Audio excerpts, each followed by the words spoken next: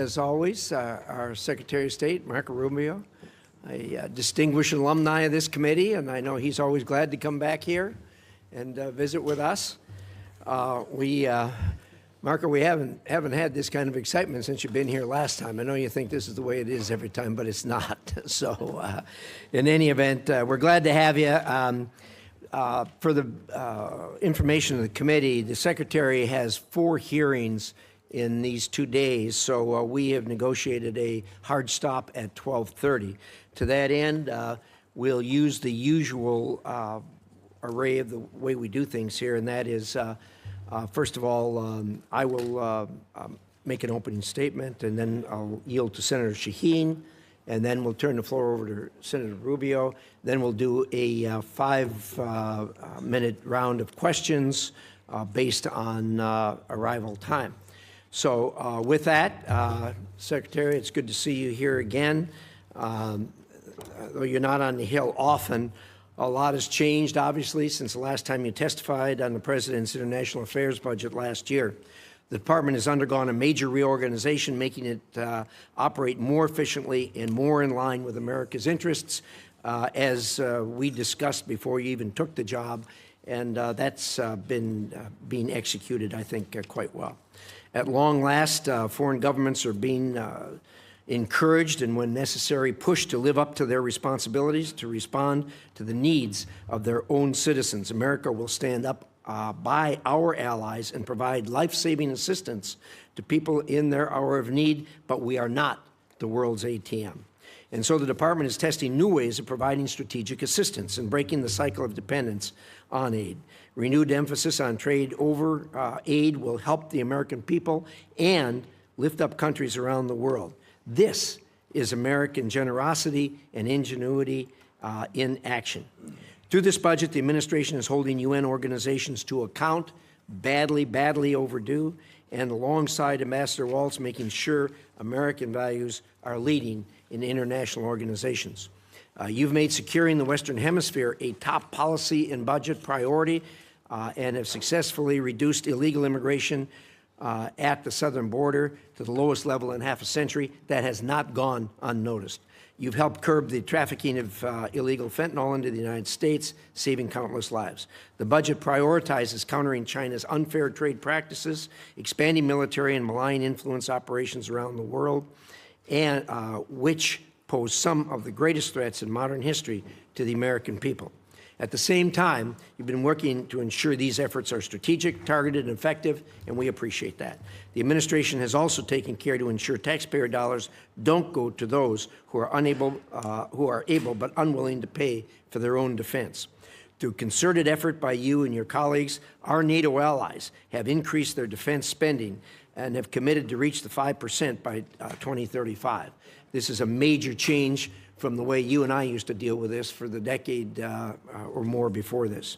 Together, we need to create a next-generation NATO that is stronger, more interoperable, and takes advantage of the industrial potential of American and European economies. We also must continue to coordinate with our European partners as they take greater responsibility for supporting Ukraine and work with our partners to deny Russia strategic gains. The administration has prioritized efforts to end conflicts in Africa, which undermine decades of investment in economic growth and global health security. All is not well there.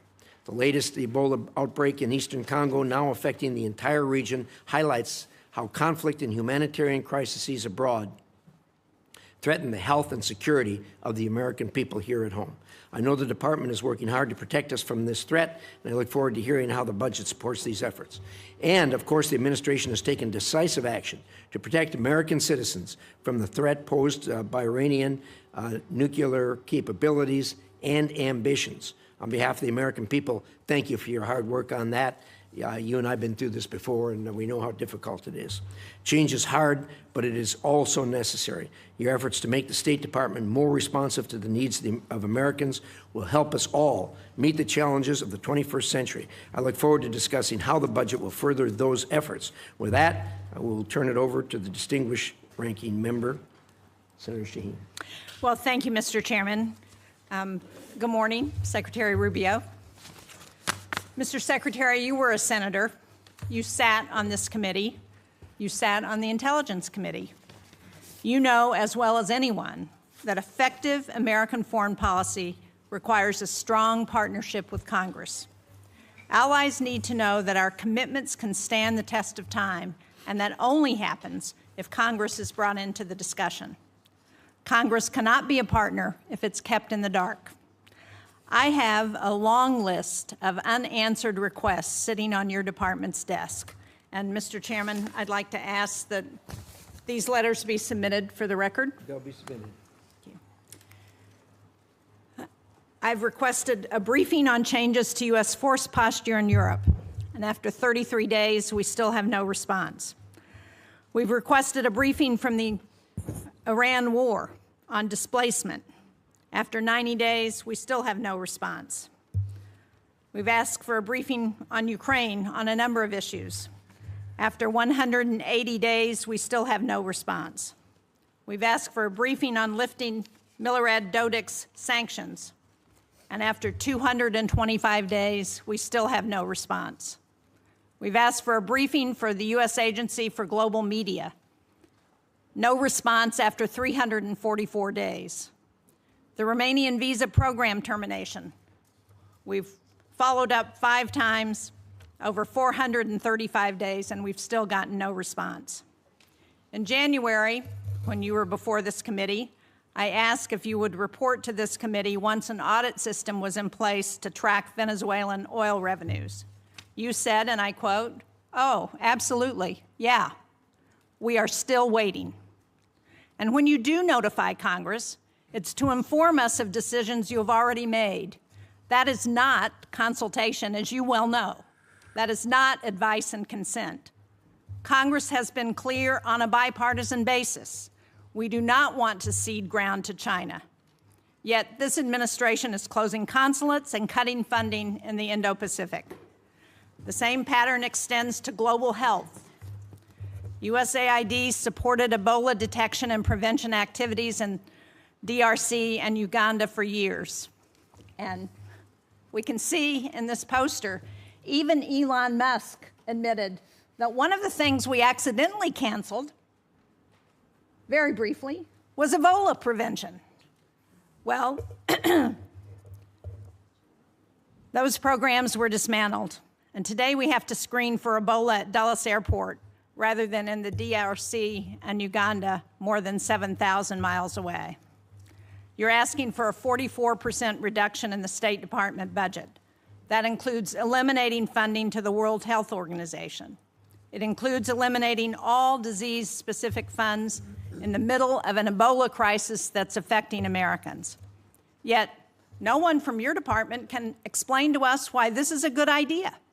You sent Congress one notification saying you needed $19 billion to close out USAID.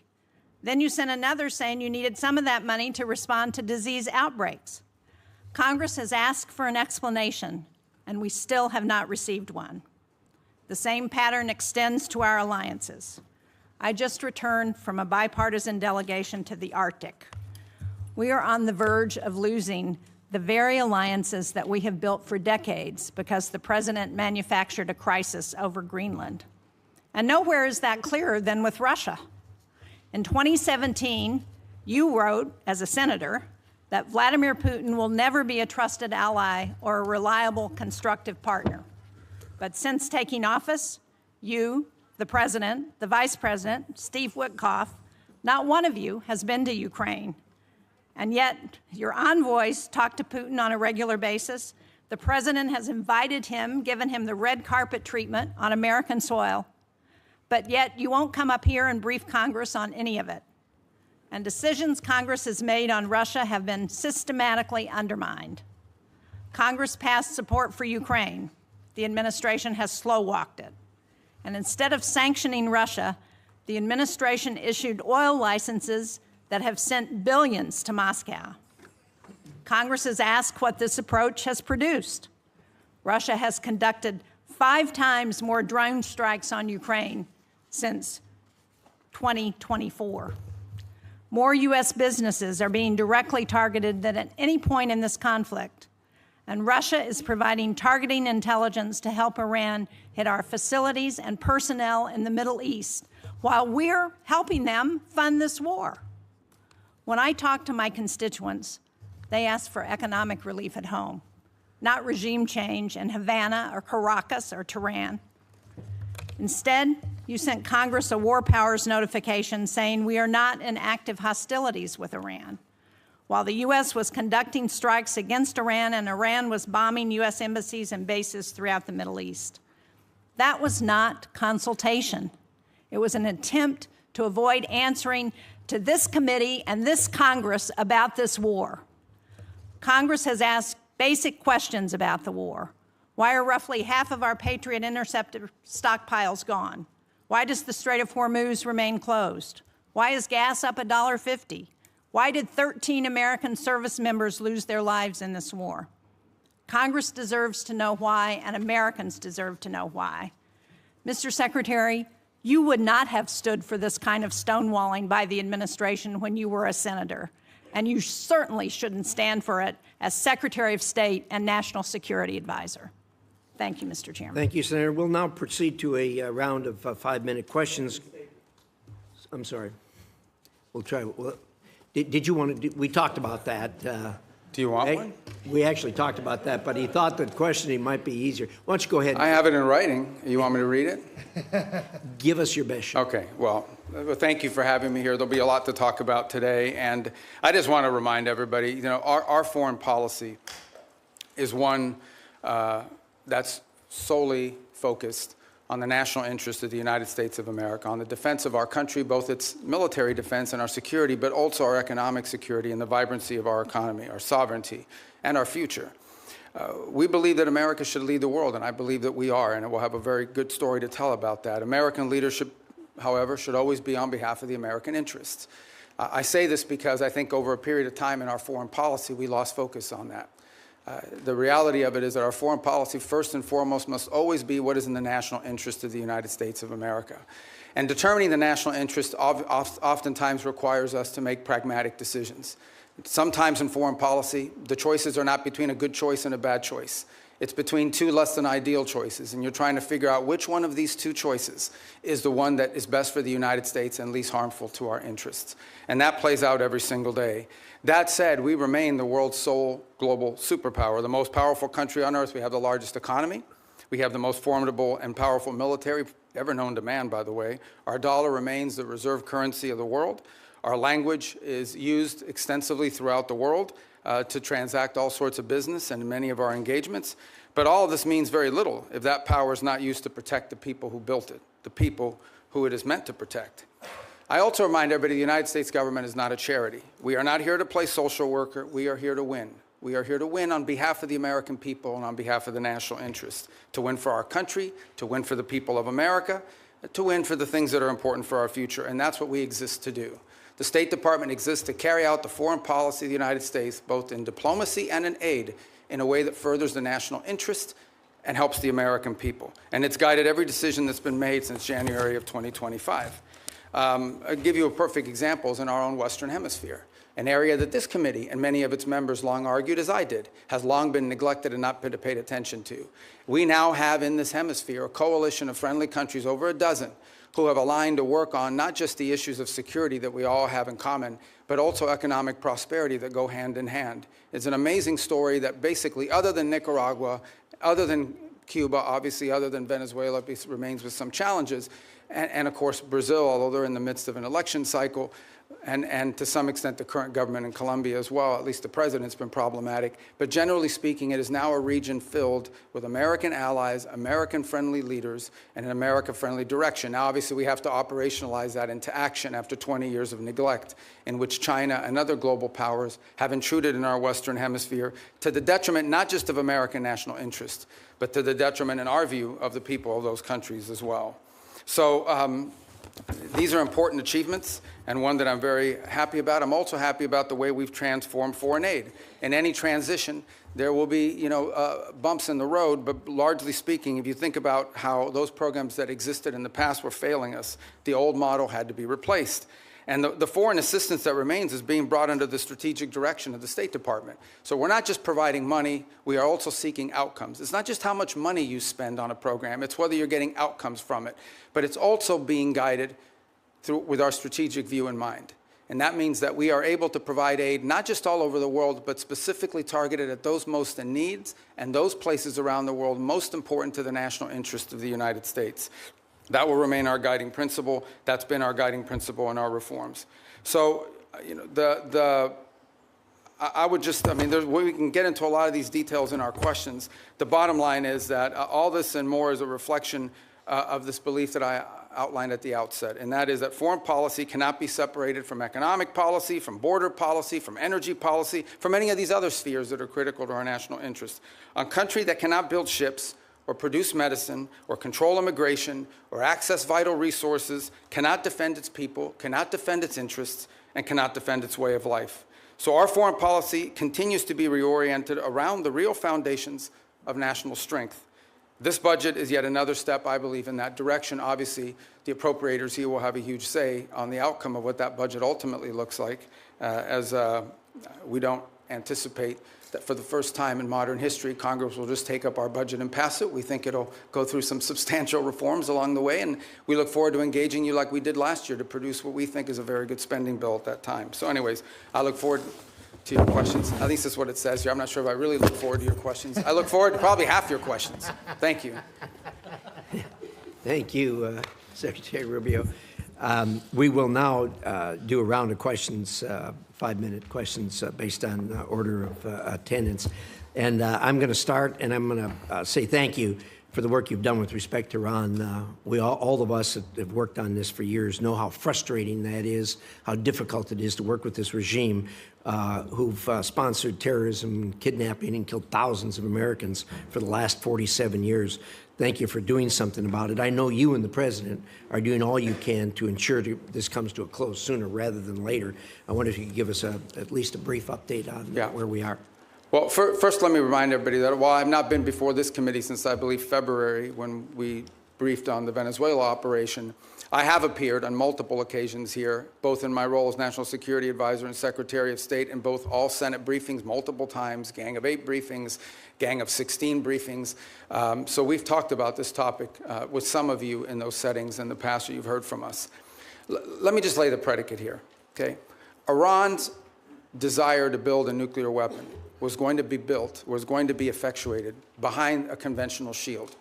They were going to build for themselves so many missiles, so many drones, so many conventional weapons, including a Navy, that at that point, there's nothing you could do about it. What they tried to do is they were going to try to build a conventional shield and hide behind that conventional shield and basically say to the world, if you come and do anything about our nuclear program, we will overwhelm you with missiles, we will overwhelm you with drones, and we will overwhelm you with our Navy, and you will not win. You will not be able to do anything about it. They were seeking that point of immunity, which is why the President chose to act, to deny them that point of immunity. Operation Epic Fury, some of you didn't like it, some of you did, was highly successful in achieving its military objectives, which is dramatically reducing the defense industrial base of Iran, the ability to build these missiles and to build these drones, especially the missiles program, substantially degraded. A substantial percentage, and I'll leave the exact numbers to the Department of War because I'm not a general and I'm not here to speak as a military planner, but a substantial degradation in the number of launchers that they have as well. They still have a lot of drones because these are easy to make. We all know it's not an Iran challenge. This is a global challenge, and it's playing out every single day around the world. I mean, Mexican cartels are using UAVs against each other. We should imagine at some point may even use it against our interests. So this is a pervasive problem around the world. The economics of it are something we have to solve for. But nonetheless, even their drone building capability has been eroded. Today, there is no Iranian Navy. There is no such thing. There's a bunch of Boston whalers with machine guns on them, but there is no Navy. There is no Iranian Navy. It lies at the bottom of the ocean and will soon, within a number of years, be prime fishing spots because they'll turn into reefs. So my whole point is that the Iranian conventional shield has been substantially eroded. Now, in the aftermath of that, two things have happened. The first is they entered into a ceasefire. They agreed, we agreed to stop. But part of that agreement was that they would reopen the straits.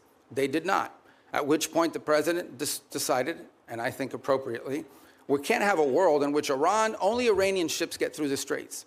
And so if they're going to shut down the straits for everybody, we're going to shut down the straits for them. And we have done that through a very effective blockade and, by the way, through the seizure of sanctioned ships in the Indo-Pacific as well. The cost to Iran every single day in lost revenue is in the hundreds of millions of dollars that they are losing in lost revenue that they're not generating as a result of that. Now, we are in talks, and I say talks because talks with Iran are not like talks with Switzerland, okay? They're very different. They require the use of intermediaries, unfortunately.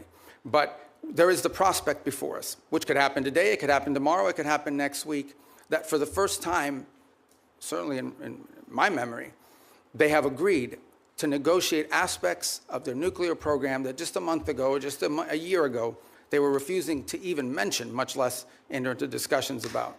That is not a guarantee that ultimately it will lead to a deal that's acceptable to the Senate or acceptable to the American people. But we'll be able to engage them in a process to truly test the proposition of how far they're willing to go.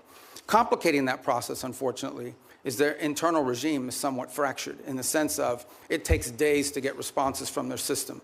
We can go into more depth in your follow-up questions. But we're hopeful that something like that could happen in which the straits would reopen, we would enter into a period of negotiations on very specific topics, delineated negotiations, in the hope of reaching an outcome that's acceptable to us and something that they would be able to do as well. If it doesn't work out, then obviously we still have a problem with respect to their nuclear ambitions. But what they won't have is the conventional shield to hide behind any longer. Thank you, Secretary. I'm going to ask one more question. Hopefully this will shorten as we go around. There'll be more questions, obviously, on that topic. But I know you just got back from China not long ago. Could you give us a quick update on the state of U.S.-China relations? Yeah, look, I mean, China and the United States are the two largest economies in the world, the two most powerful militaries in the world. The Chinese government and the U.S. government have to speak. I mean, it's not a choice here. We have to have some measure of communication, if for nothing else, in order to de-escalate potential points of conflict that could lead to something broader. There are obviously very significant irritants in our relationship with China. Some of these are long-term problems that we know we're going to have to address. And so what we're trying to do is manage a period of strategic stability while recognizing that there are areas of our relationship in which we are going to have struggles, not just for years, but perhaps for decades. We recognize this. But I think as much as anything else, we have to recognize that the United States and China have to be able to have points of dialogue and speak to one another. As I said, for no other reason than to be able to have a communication channel. I think in our meetings, it was abundantly clear which are the areas that we do not have strong alignment or agreement on. We understand that there are areas in which long-term we're going to have some real challenges, whether it's supply chains. Put it to you this way. Let's leave China aside for a moment. The United States, and I would argue the world, cannot depend on one country for 90% of anything, especially 90% of things that are critical to our economies, not from our weapon systems to our pharmaceuticals. We just can't live in a world in which we rely on anybody for 90% of what we get in one sole source that could be cut off at any time as leverage against us or punishment or in a time of conflict. And so we are actively searching and have plans in place, and we're implementing these to diversify where we get critical minerals, where we get our supply chain, secure that supply chain. And obviously the Chinese would like to retain their monopoly position in some of these. This is going to be a long-term issue that we're going to have to continue to confront and work on. Work on that continues even while we are engaged in the ability to dialogue and speak to them, because we have to. It's responsible, and we truly have no choice but to be able to do that. It's to their benefit and ours, and I would argue to the benefit of the world that these two countries are able to speak to one another. Thank you, Secretary. And I think your comments about the supply chain and the critical minerals and everything else that's in the bottleneck, these are things that are relatively new to us. They've always been there, but COVID underscored that. And then, of course, the Ukraine war brought it out even more. And appreciate your remarks. I think everybody at this dais knows we are, as a nation, looking at that. With that, Senator Shaheen. Thank you, Mr. Chairman. Mr. Secretary, at this budget hearing last year, you testified that no one had died as a result of foreign aid cuts. Sadly, I think we're seeing in real time that that's not true today. There are more than 1,000 cases, more than 200 Ebola-related deaths. And as we know, one of the entities that is a critical global health tool is GAVE, particularly during a disease outbreak. It plays a role in distributing Ebola vaccines, and it has committed up to $40 million to develop a vaccine for the current Ebola strain that has no vaccine right now. So how are you making sure that Secretary Kennedy, who has been sitting on those funds for months now, is going to release them so that they can go to help develop a vaccine to address the Ebola outbreak? Yeah. Well, a couple points on Gavi. I would say that the president had asked that we allow Secretary Kennedy to play a leading role on the Gavi decision because of his strongly held views with regards to vaccine safety, and he wanted them to conduct some reforms. I actually talked to Senator Schatz about this last week as well, and so the State Department's going to be re-engaging. I'm not here to tell you we're going to yank this thing and we're not going to listen to his points of view, but the State Department a few weeks ago made the decision that we were going to re-engage on this issue of Gavi, respecting what HHS views on it are as well, and we want to take their input, but we'd like to get this issue resolved in an outcome that's acceptable, both to Congress and also to our goals on global health. So it is an issue. As I said, I wouldn't use the word defer, but we have certainly allowed him to play a leading role in determining what we're going to do next. But right now, we're sort of at a stage where we are going to re-engage. We need to drive this to an outcome. I couldn't agree more. And so do you commit to using the $2 billion that Congress has appropriated for global health to actually help fund global health security? Well, we do fund global health security beyond Gavi, by the way, and we can talk about that. We can talk about the compacts, I think 32 that we've now entered into with countries all over the world. We have a new agreement with the UN as well that they're very happy with. The Global Fund, we've hit our cap. We are at our 33%, and we've actually been able to attract additional donors from around the world to contribute to it. On this specific item, I would say we intend to get this resolved. We want to get this resolved. It's an important part of our matrix. We will follow up, and I hope you will share with this committee as soon as you get it resolved.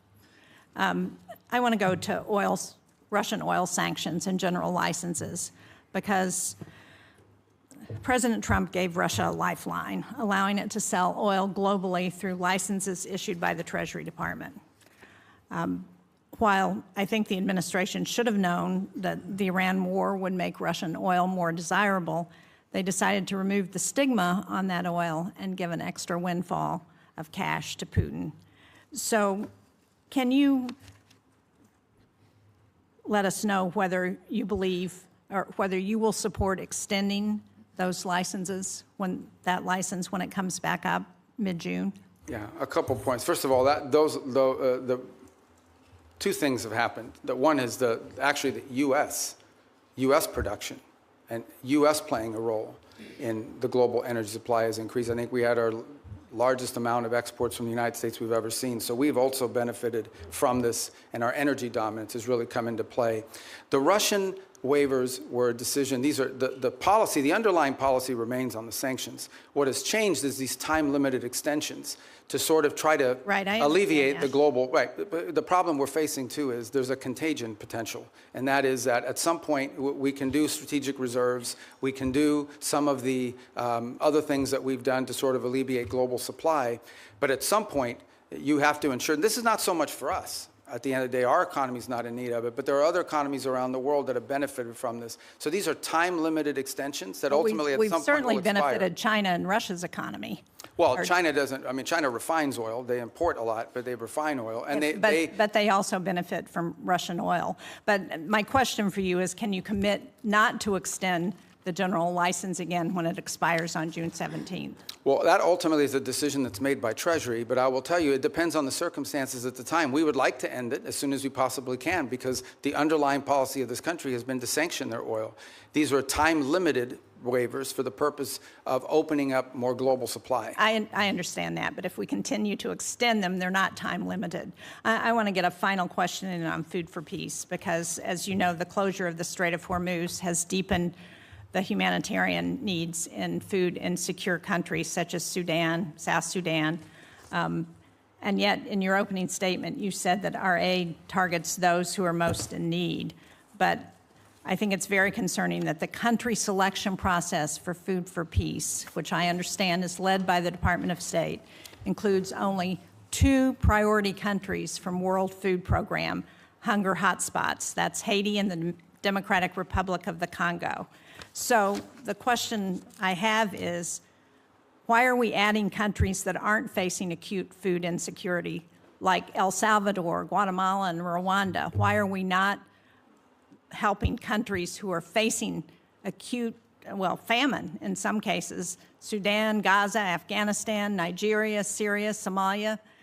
These are all countries that have humanitarian crises, and yet we're helping countries that don't have acute food insecurity. So a couple points. First of all, on Gaza, we have spent hundreds of millions of dollars, including after the ceasefire, and providing through the World Food Program and other entities, and we continue to do so. I think if we're not the world's largest donor, I'd be surprised, because it's a massive amount of money that we've provided through those mechanisms of various means. On the point of Sudan in particular, the complication in Sudan, which I wish were different, and we're very involved in this. I mean, I had a meeting on Sudan yesterday. The problem in Sudan has largely not been our unwillingness to provide funds. We are willing to step forward, and we have the flexibility through what we've been able to do with foreign aid to surge up that. It's been distribution.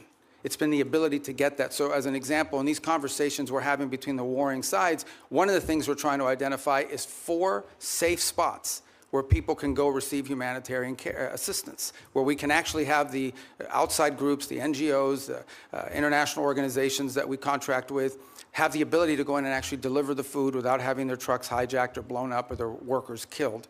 That's been the fundamental challenge in Sudan, is distribution. The distribution is being threatened because we don't have conditions on the ground that allow for it.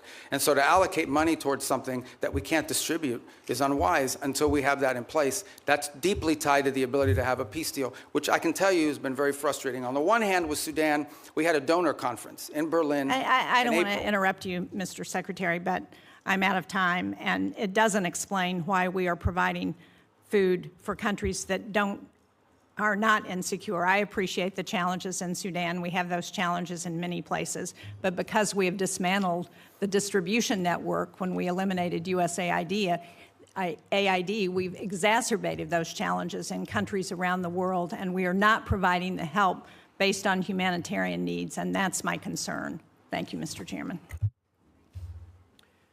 Senator Ricketts. Thank you very much, Mr. Chairman. And Mr. Secretary of State, thank you for being here. Really appreciate it. Good to see you. Communist China is trying to win the AI race, and they will use it, for example, to dominate our military if they're able to do that, and so many other ways. A world where Communist China is dominant in AI is very bad for the United States and for the entire world. That's why it's critical that us and our allies cannot lose this race. Semiconductor supply chains, particularly semiconductor manufacturing equipment, SMEs, are critical to winning this competition. It's one area that Beijing is spending billions and billions of dollars to be able to produce chips in China, and they've failed to be able to produce those high-end chips so far. President Trump understands this better than anyone because the Trump administration was the first to utilize export controls on SMEs to slow down Communist China's advanced chip-making industry. Since that time, key allies and partners have also imposed controls on SMEs to China. However, their controls have not been as restrictive as U.S. controls, and this has allowed certain foreign countries to backfill the Chinese market with critical dual-use tools. What's most critical is in the high end, the areas that are not legacy, that are broader and that allow for that. I think on the broader point of AI, we share your view. One of the initiatives that I think Jacob Helberg's done a great job with at the State Department is Pax Silica, in which we signed up all these countries around the world. I think we're up to 13 or 14, and including ourselves and others who hope to join as well, in which we can create this global consortium for all of the elements of the AI supply needs. It's not just the innovation, it's obviously access to the minerals and the critical elements necessary in order to produce these chips and all the things that it will take to lead the world in AI. I think it is safe to say the United States right now is a global leader on AI. I think it is also wise to say that that lead is not irreversible. It has to be sustained, and there will be a real challenge in sustaining it. And we're going to have to stay focused on it. The good news is I do think we have a system of global alliances that view it the way we do. And we want to lead on it because it's not just about leading the technology in AI. It's about also leading in the standards that will govern how AI is used. I don't want to monopolize this conversation on this point, but it's one that I think the Senate should think about because I know we're starting to think about it. AI will have very positive impacts on our economy and societies. It will also have some detriments. There will be white-collar jobs in this country that will be impacted. And I think we have to start thinking not simply about the impact that AI will have on those jobs, but the societal pressures that will create, not just in the United States, but in economies all over the world. Much like industrialization and automation did, it will make the worker more efficient and more valuable, but it will eliminate some jobs, and those jobs will have to be replaced with new jobs or new skills. That's not just an economic issue. That is a political issue. That, over time, could destabilize societies all over the world. So we have to start thinking about AI in those terms as well. You mentioned our allies. Shouldn't they have to follow the same sort of standards U.S. companies do when we're limiting the semi-manufacturing equipment that's going to Communist China? And that's our hope, is that we can create people that we can create a coalition of nations that understand the danger in this. And they're running through the same, some are better than others, but they're running through the same problems that we run into. And that is, companies ultimately want to sell to the markets, and China's a large market. But I agree, and that's one of the goals behind Pax Silica, is to create unanimity or consensus behind that thinking. Well, Mr. Secretary, that's why I recently introduced the Match Act with Senators Kim, Risch, and Schumer to level the playing field. This bill would provide the State Department with the leverage in ongoing negotiations with our allies to align those controls. And if agreement cannot be reached, it would ensure that foreign companies cannot sell the very choke point technologies that we have restricted. So I hope you'll support that as we move forward on it. One other thing I just want to hit before my time runs out here is that I was the co-sponsor of a bill to create the U.S. Foundation for National Security and Counterterrorism. This is a foundation that would be a public-private partnership. It would help counter traffickers and insurgents operating in ungoverned spaces around the developing world, such as Africa. The State Department, however, has not, for over a year and a half now, launched this foundation, and I'd encourage you to work expeditiously to implement it. I think this is something that, as we're talking about, especially the continent of Africa, could be very helpful to making sure that we're not only helping conserve the environment and helping animals, it's bad for terrorists. Thank you, Mr. Chairman. Thank you. And look at that, I kept it in my time. Good job. Can you do as well, Senator Murphy? I'll do my best. Thank you, Mr. Chairman. Thank you, Mr. Secretary, for being with us today. Despite the differences that existed between Republicans and Democrats prior to this administration on how to approach Iran's nuclear program, the theory was basically the same, that we were going to impose significant harm on the Iranian economy in order to force them to the table to negotiate. What is happening now is fundamentally different. This war and the administration's decision to blockade has now held the entire world economy and the U.S. economy hostage to the ability to negotiate an agreement with Iran. This is why the entire country is seized by the question of when there will be an agreement, because apparently until there is an agreement, the Strait of Hormuz remains closed. There is a cost to the Iranian economy, but now there is a devastating cost to the U.S. economy. It has been indecipherable, the information coming from the administration, especially in the past several weeks, as we get signals that a deal is imminent. The president said yesterday he's bored by the negotiations. He doesn't care whether we get a deal. For a picture. I think it's really important for us to understand what your bottom lines are, what you're asking for in this negotiation, what commitments you need Iran to make in order for you to release the blockade, and we hope for them to release the blockade as well.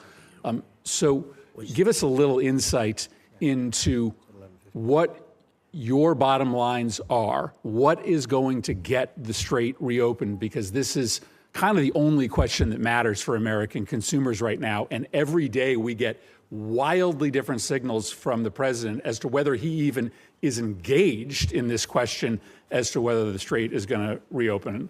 Yeah, I think your question gets right to the heart of the matter. So I think it's a good question. Let me first bifurcate two things. The only reason there's a blockade, the only reason why there's a U.S. blockade is because Iran has closed they're firing on commercial ships, and they've mined large segments of Hormuz, international waters. And so the blockade is only against Iranian ships. And it's very simple. The notion is if no one's ships are going to get out, then Iran's ships aren't going to get out either. We can't live in a world in which they get to close the straits and tell everybody, pay us a toll or we'll blow you up, but their ships get to go out unfettered. So that's the reason why there's a blockade. There wouldn't have been a blockade if Iran had agreed to do what they said they would do when the ceasefire kicked in, which is they were going to open the straits.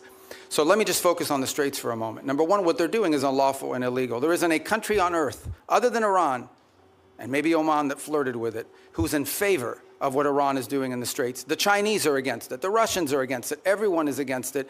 The whole world is against it. So condition number one is they have to reopen the Straits. And reopening the Straits means the following. Ships can sail through international waters the way they can do through other choke points around the world without being fired upon, without paying a toll. That's condition number one. But the Strait is closed because of our decision to invade Iran. This is a consequence of our military action. So I guess I'm not interested in litigating that question. We all know why the Strait is closed, because you took military action against Iran, and we knew ahead of time that that would be their likely response. The question is, how are we going to get it reopened? Are you going to drive a bargain that is so tough and so hard that the Strait remains closed? So how are we going to get it open? The first thing, that is a predicate to anything else happening. The Straits have to be reopened. So the way to think about it is this. If Iran wants to be able to move its oil again through the Strait, they will have to reopen the Straits. If they refuse to do so, then we have other options available to us, but we would prefer to negotiate the opening of this, which means tell us about the negotiations. What do you need from them in order to get the Strait reopened? We need the Strait reopened tomorrow. Well, what needs to happen is very simple. They need to announce that they will no longer fire on commercial ships that are going through or threaten to fire on ships, because in many cases, ships just won't move. They won't go, not because they got fired on, but because of the risk of being fired upon. And so they have to announce very clearly, the Straits are now open. We're not charging a toll. We will help remove the mines that they put in there, and they will not fire on ships. But the president says they also need to make commitments on their nuclear program. That's what I'm asking. Oh, I see what you're saying. What commitments do they need to make in order for the Strait to be reopened? Well, the second thing they have to agree to as part of this is, so in addition to the Straits, that's the predicate that opens the door to phase two. Phase two is they have to commit to very specific negotiations on highly enriched, the disposition of the highly enriched uranium that still is buried deep in a mountain somewhere. They have to agree on negotiating severe and long-term limitations and or cancellation of enrichment activity in their country. In the second phase of negotiations. Well, obviously, these are highly technical matters, so I don't think you could work those out in 5 days. That would require a team of experts to meet over a 30, 60, 90-day period and work out the details. But they have to commit to their willingness to do that. For example, they have to commit to say, we will dispose of the enriched uranium. And the question now is, what are the mechanisms by which we do so? That can be negotiated. Final question. In order to get to that second phase, are you willing to release sanctions or release frozen money that the United States is withholding from Iran? Right now, everything that's been discussed with them is that any sanctions relief. Now, remember, sanctions come, there's international sanctions, there's congressional sanctions, there's executive sanctions. So some we can release and some we cannot. But any sanctions relief is condition-based, which means it has to be in return for the reason why those sanctions were put in place in the first place, which is their nuclear program. So yeah, look, Iran is being sanctioned because they enrich uranium. Iran is being sanctioned because they've highly enriched uranium. Iran is being sanctioned because of their nuclear activities. If they agree to give up those things, there will be sanctions relief associated with their commitment and compliance with those agreements. You will not give them sanctions relief just in exchange for reopening the Strait? No, that's not been discussed. That's not been offered. Senator Hagerty. Thank you, Mr. Chairman. And Secretary Rubio, it's good to see you here. I want to commend you and the administration for actually implementing a foreign policy that advances America's interests. Thank you. If we could, I'd like to start with the Philippines, an area that we know very well. It's a geographic center of the Indo-Pacific region.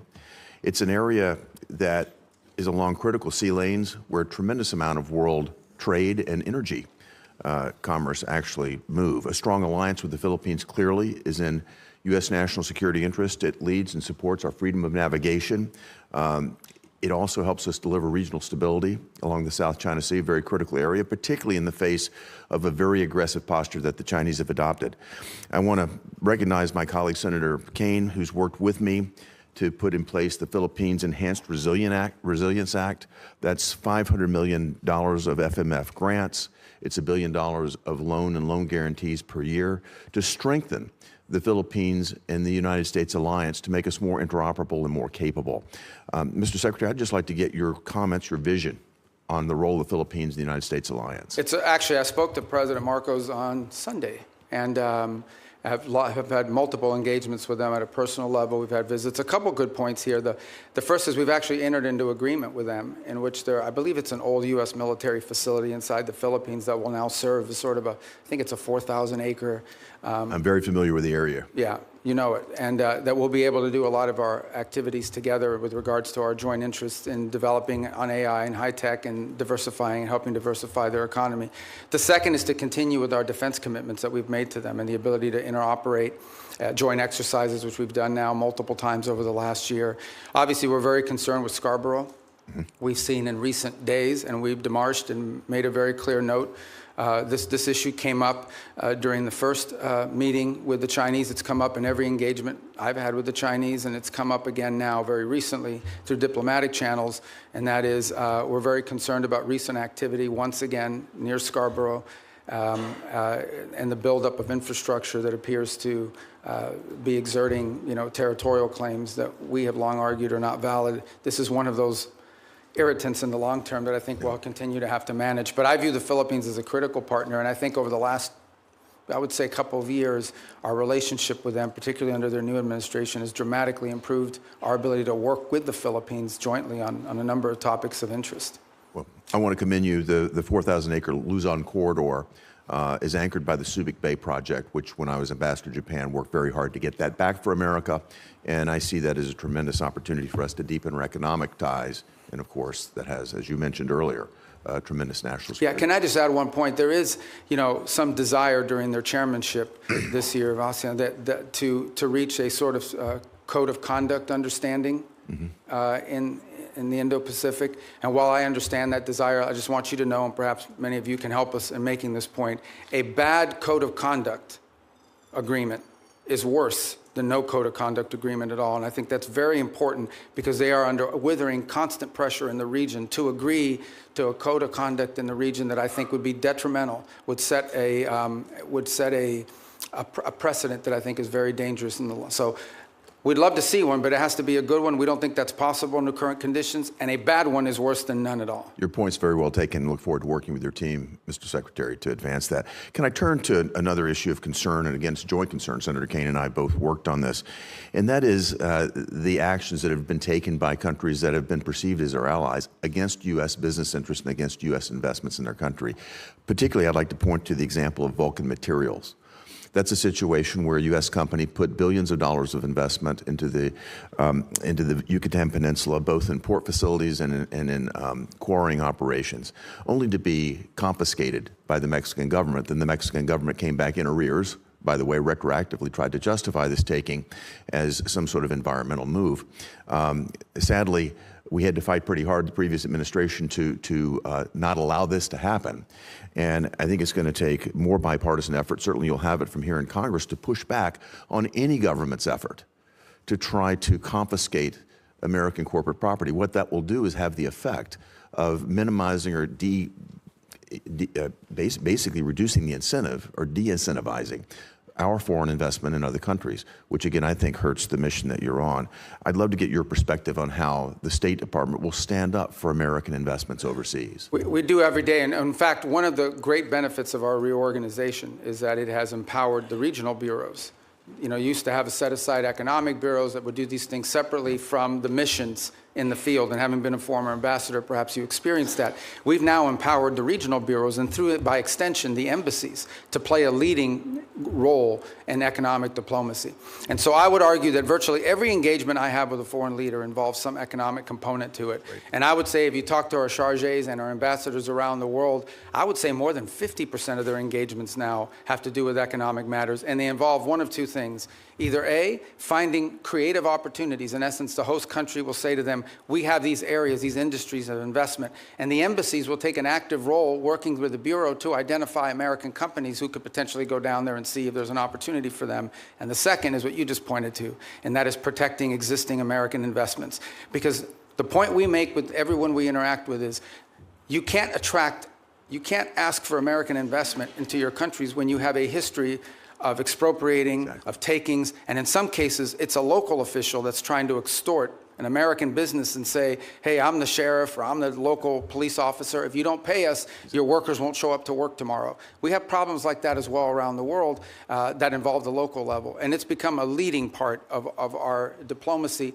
And it's happening at the embassy level, which is where I think it really needs to be led. That's where your field generals are, and I applaud the sea change, and you know you've got support on a bipartisan basis here in the Congress to move this forward. Thank you, Mr. Secretary. Thank you, Senator Hagerty. Senator Kane. Thank you, Mr. Chair, and thanks to Senator Hagerty for mentioning our work together in Philippines and Mexico. Mr. Secretary, you won't be surprised that I'm going to ask you about the Western Hemisphere. You and I traded the gavel and the ranking on the Western Hemisphere subcommittee when you were on this committee, and that was good, productive work.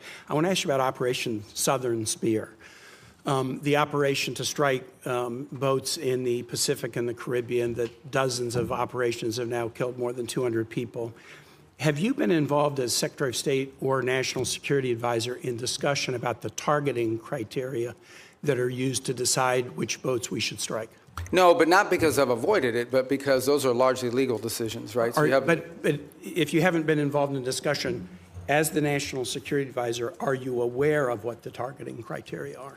Yeah, I mean, they go through so every strike has a legal officer on the deck that has to make a determination about whether the call is legal or not. And this is done by the Department of War, the way it's been done in other theaters around the world. Here's what I want to ask you about. So you're generally aware of the targeting criteria.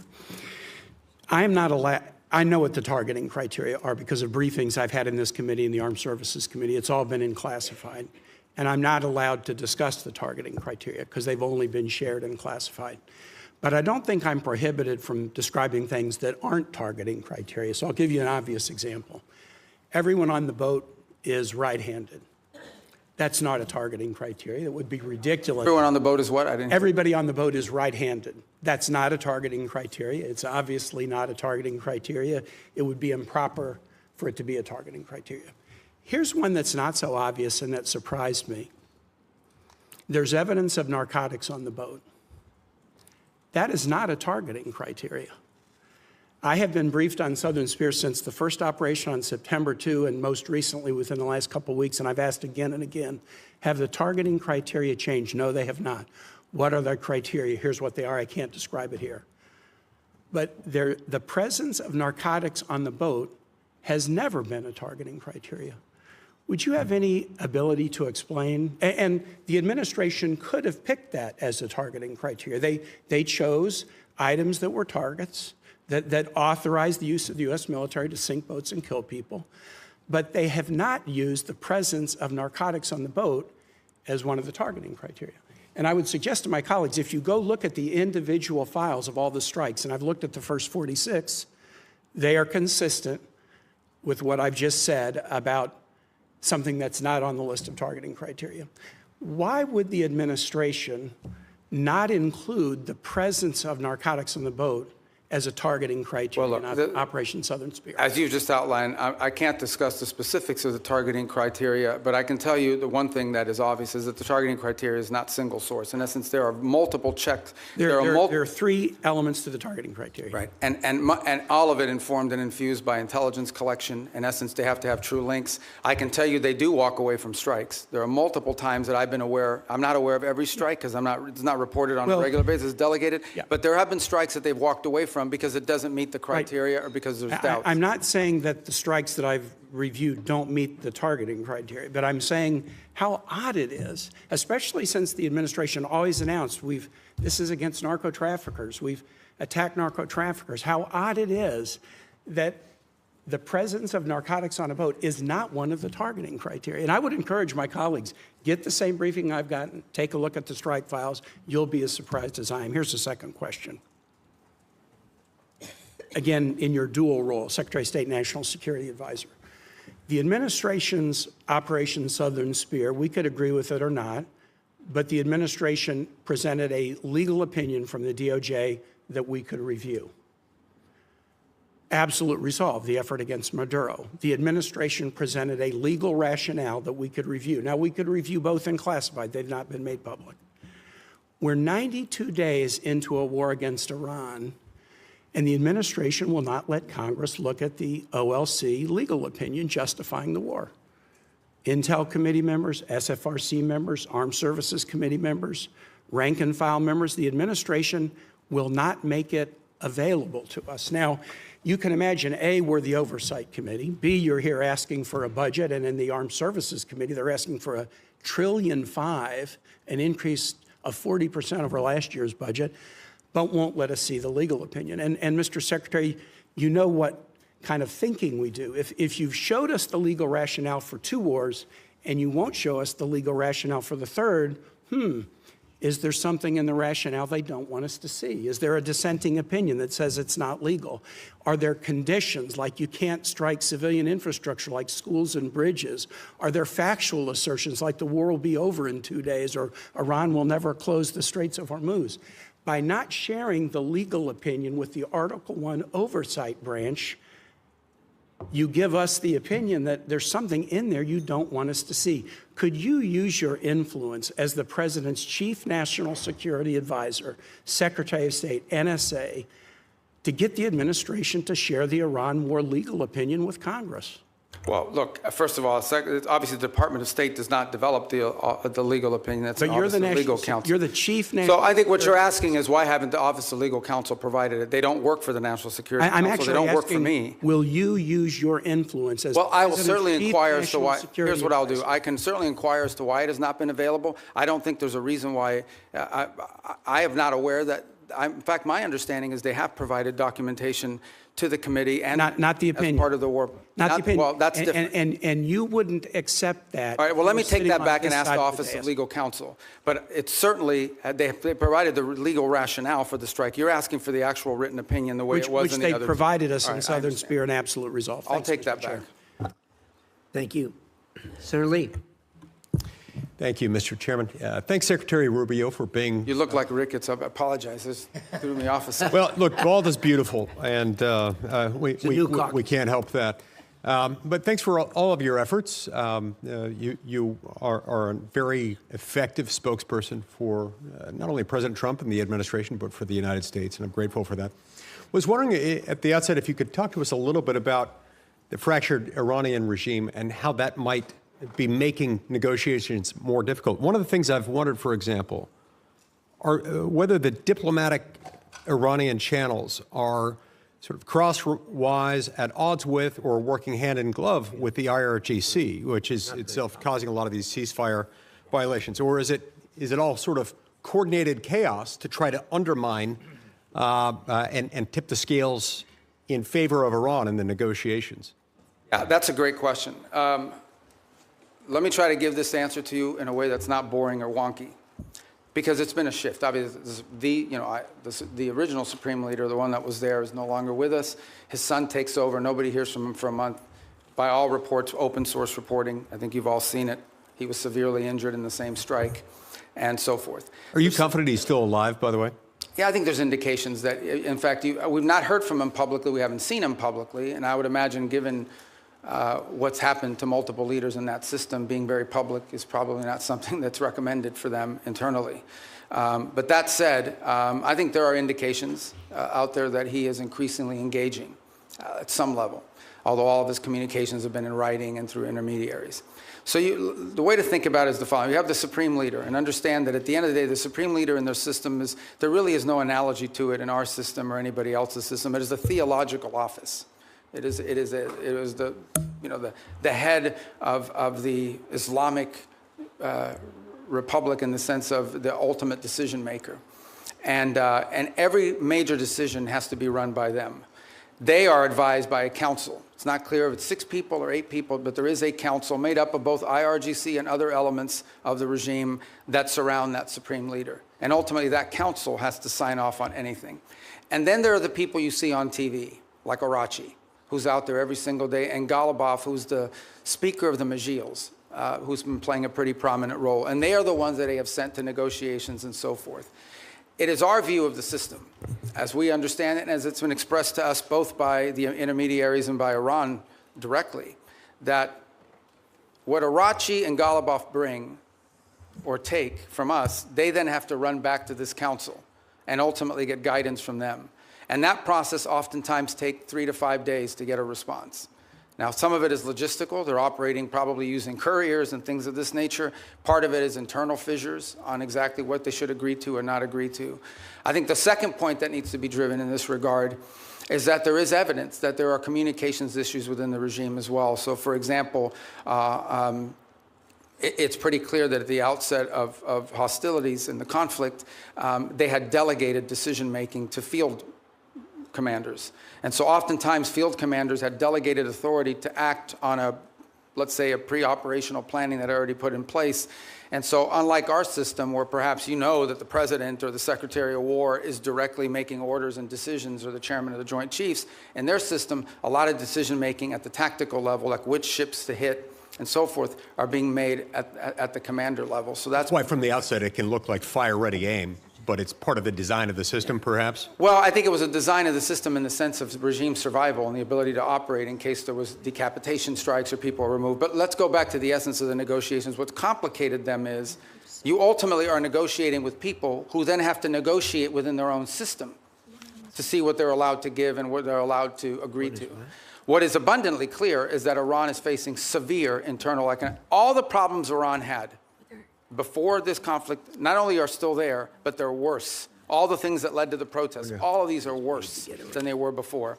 And I think there's definitely elements within that regime that understand it.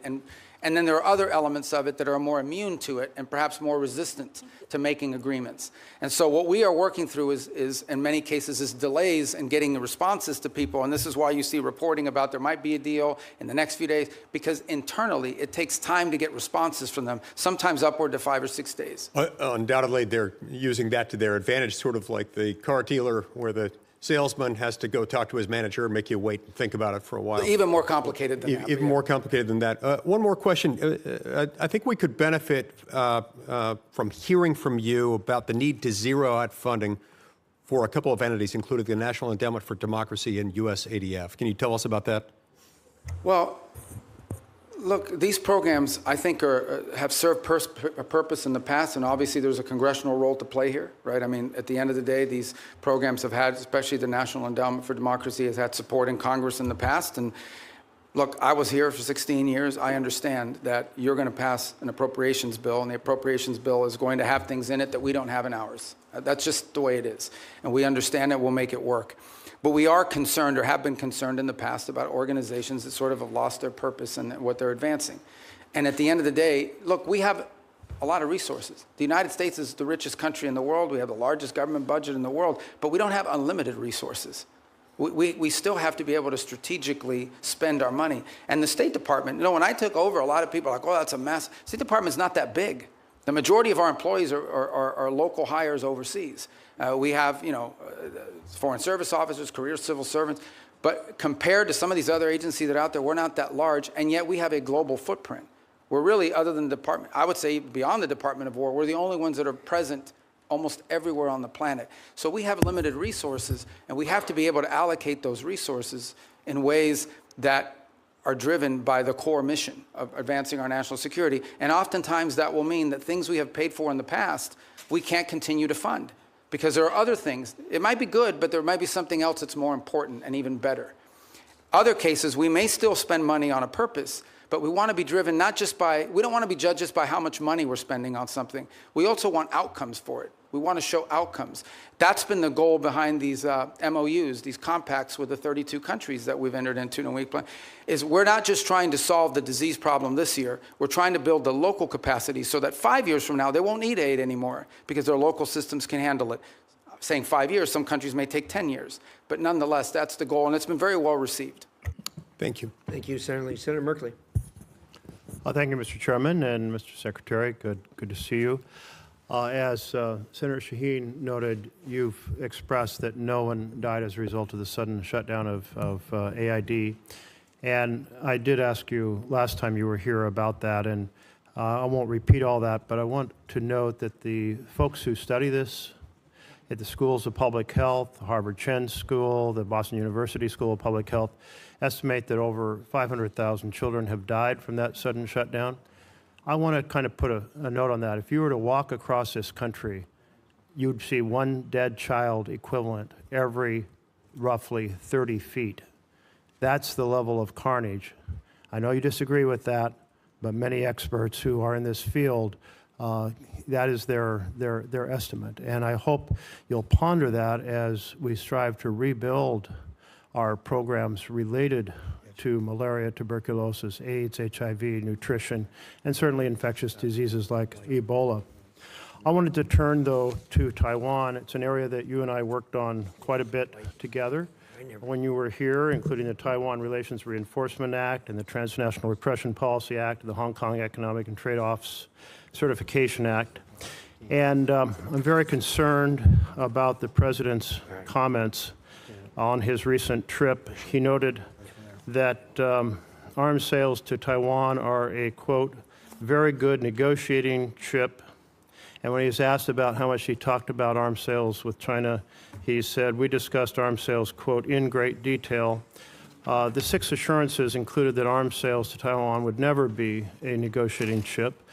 My concern is that the President now has kind of accentuated the arms sales by not approving, not putting the stamp of approval and completing the arms sale that Congress has already funded.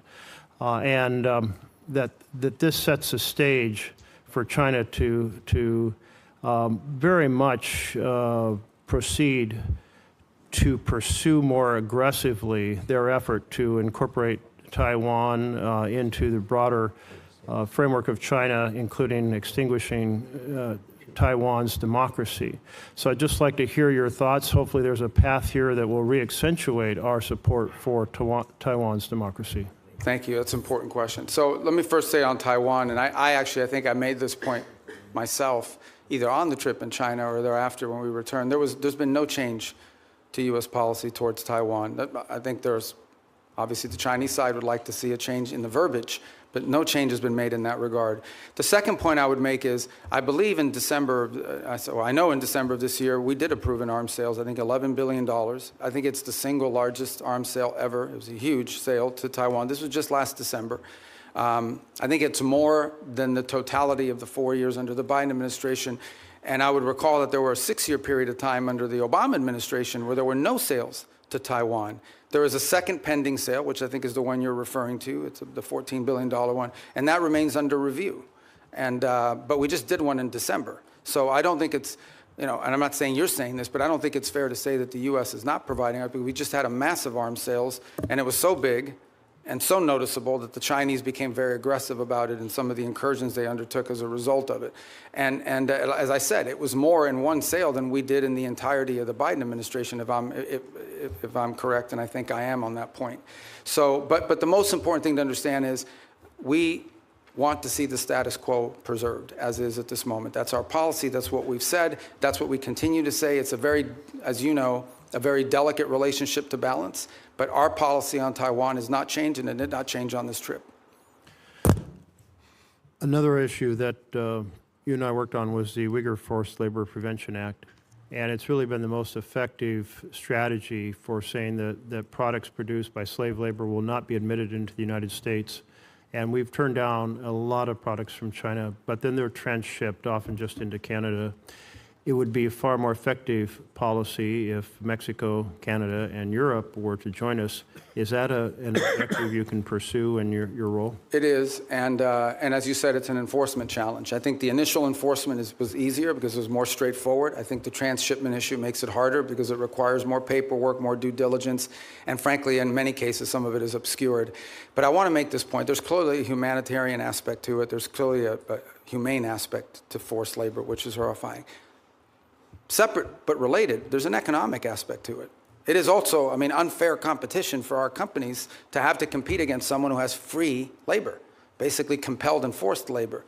So we've made the argument on two fronts. Not just is this immoral, but it is and horrific, but it's also an enormous economic disadvantage, not just for us, but for companies all over the world. As you can imagine, depending on the country, some are more willing to lean in on these issues than others. I think just yesterday, last week, the foreign minister of China was visiting Canada, and where they sort of announced, or at least put out the prospect of how Canada can export more to China next year. That was the carrot. What we don't know in those, and I'm not blaming Canada, I'm just saying in general, they do this all over the world. There's a stick associated with it. And I would imagine that China's putting, I know that they put tremendous amount of pressures on countries around the world not to comply with restrictions like the ones we put. I agree. If we got Canada and Mexico to agree, given our current trade arrangements, it would make it far more effective. To date, we have not been successful at convincing them that they should do that because, among other things, I think they fear retribution. But we certainly will continue to raise it because we think it harms them. Senator Barrasso. Thanks, Mr. Chairman. Mr. Secretary, great to see you again. You opened by talking about American leadership and American interests. And later this month, the G7 is going to be meeting in France, and then next month, NATO meeting in Turkey. Just overview, what are the priorities you're going to go into those meetings with? G7? G7 and NATO, yeah, coming up next month in this. Yeah. Well, NATO will be a fun meeting. Let's start with the G7 one. The G7 forum this year has largely been focused, obviously, because of the Straits. So when I went to the foreign ministers meeting in March, a lot of the conversations in April were about the Straits. And the one point we've made is, and what's interesting is a lot of the countries involved there, even though it's not a military forum per se, the UK and France are members of it, they've put together this initiative, which they say they will send minesweepers and escort ships, but they will do so once hostilities is ended. It's kind of a catch-22. On the one hand, I mean, why do you need naval escorts if no one's shooting at the ships? That said, I don't diminish the utility of it because I would imagine the first few ships that go through are going to like to be escorted. So I think that's going to be a key feature of that conversation. I think there's a shared interest in all these countries on rare earth minerals and supply chains generally. I think there is a growing global consensus. And we had a great, maybe a few of you had attended part of it, we had a great ministerial here earlier this year on rare earths and supply chains that brought in dozens of countries, and all the G7 countries were represented at it. And so I think that's going to be a feature here is how do we diversify the global supply chain on anything from rare earths to pharmaceuticals? There's growing consensus, so I think that point will be quite dominant. And then given the makeup of who's in the G7, the Russia-Ukraine conflict will always come up because obviously it directly impacts at least 3 or 4 of those members who are on the continent. So we will also, and I don't recall exactly who the French have invited, but in addition to the G7, they'll always invite 2 or 3 other countries to attend. I believe Ukraine has been invited, if I'm not mistaken. There's usually a couple other countries that they'll invite that are not members of G7. But I think those issues will dominate depending on where we are with the Straits, and then clearly the critical minerals and supply chains has been a key focus of G7 actions. The last point is, I think there's been an interest and I think Canada deserves credit for this. The Canadians have really taken a lead, and we've been very supportive of this, in highlighting places like Haiti. And as a result of these G7 meetings, we've actually had a number of countries in the G7, including Japan, step up and contribute to the effort there.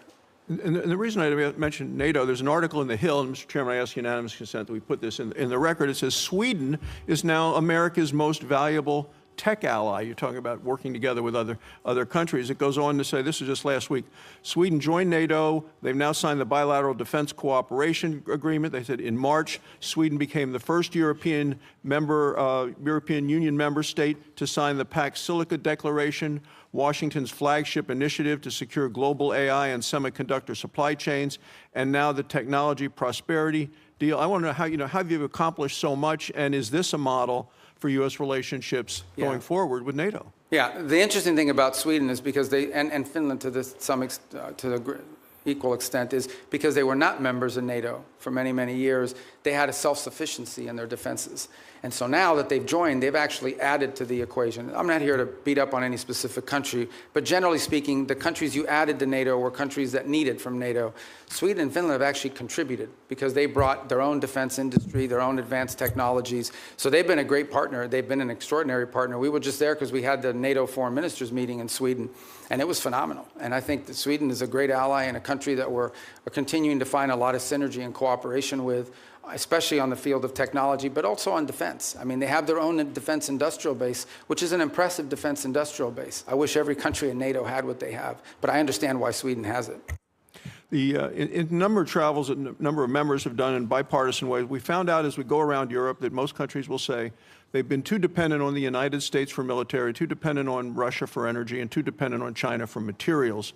This administration has really made these nations step up to do what they need to do in terms of putting the money forward in defense. So I want to know what the next concrete steps we can do in terms of making some of the pledges of moving from 2% to 5%, making sure that they deploy the military capabilities. Yeah, well, I mean, look, some countries are on track to do that, others are not. Let me just speak about it in general terms. There's a real challenge. On the one hand, they've made these pledges that they're going to increase their defense spending and their defense capability.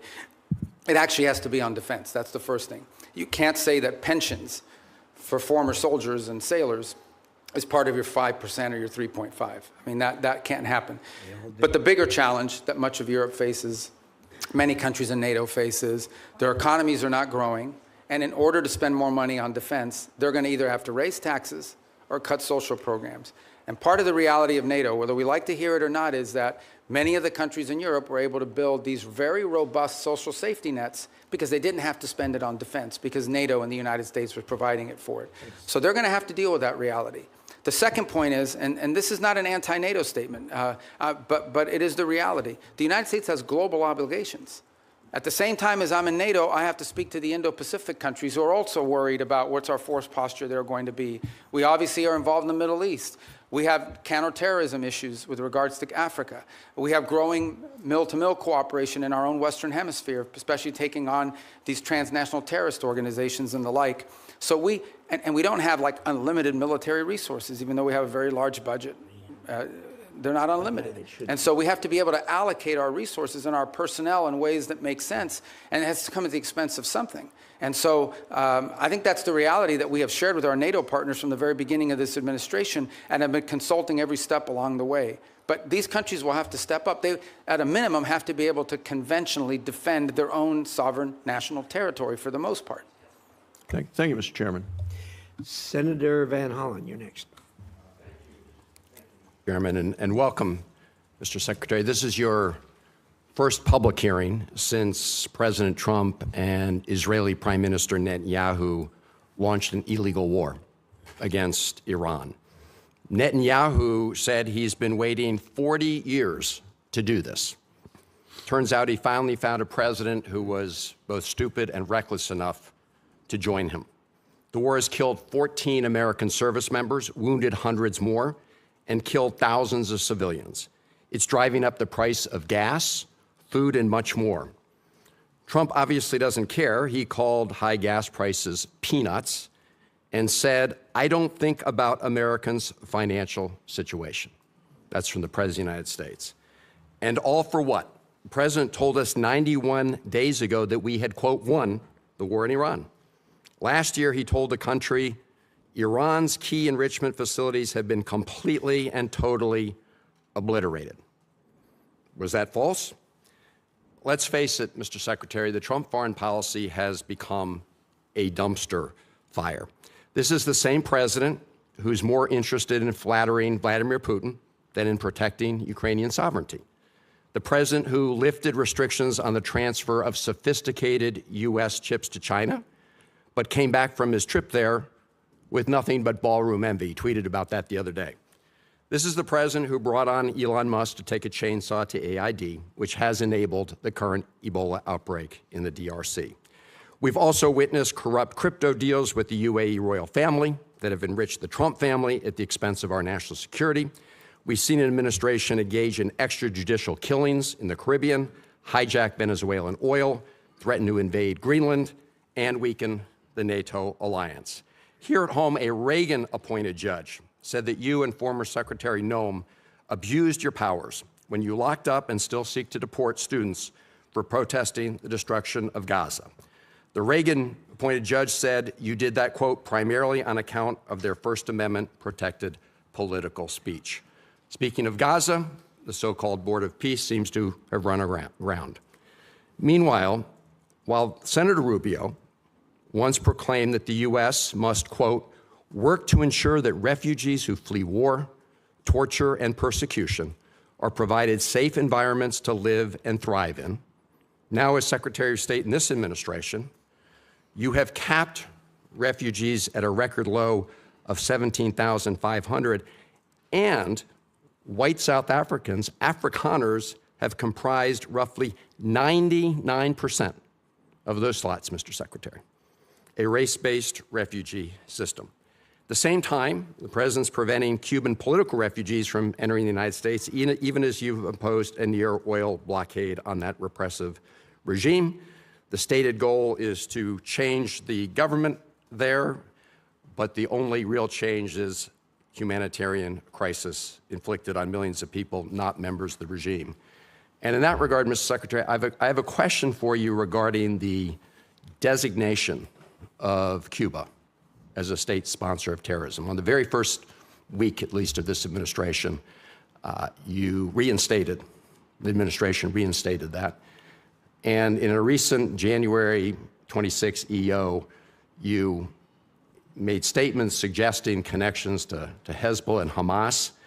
The previous administration did a thorough review with the intelligence community and concluded that there was no evidence that Cuba was engaged in ongoing state sponsor of terrorism. Did you find new evidence to support that conclusion?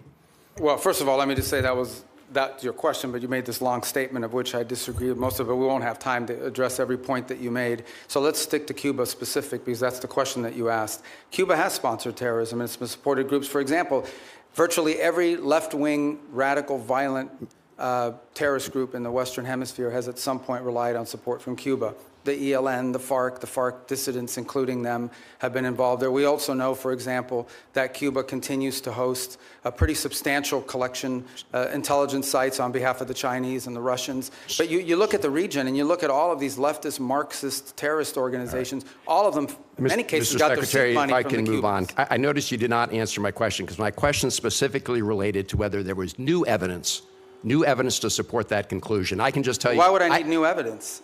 Because you're claiming that they're a state-sponsor of terrorism, suggesting they're ongoingly involved in that. My final question to you, Mr. Secretary, relates to the Al-Aqsa Mosque complex. There have been reports that the United States is working with Israel to take away the Kingdom of Jordan's custodianship over the Al-Aqsa Mosque complex in East Jerusalem. Can you confirm today that there's no truth? I'm not even aware of those reports. There are reports, so I was hoping you could confirm. Is that like a media report, or? There have been several media reports. Yes. Well, you know the media is always accurate. No, they're not, and that's why I'm getting— Yeah, no, I've never even heard that. That's the first time I even hear anybody discuss that. All right, well, I'm glad to hear that, Mr. Secretary. But we have a great relationship with Jordan, you know, and we're very helpful. So I've just never heard that before. You should— I don't know what article you're referring to. Just give it to me. I'll look at it. I'm happy to. Is it a credible website? I'm glad to hear you say, Mr. Secretary, there's no truth. I've never heard that discussed by anybody.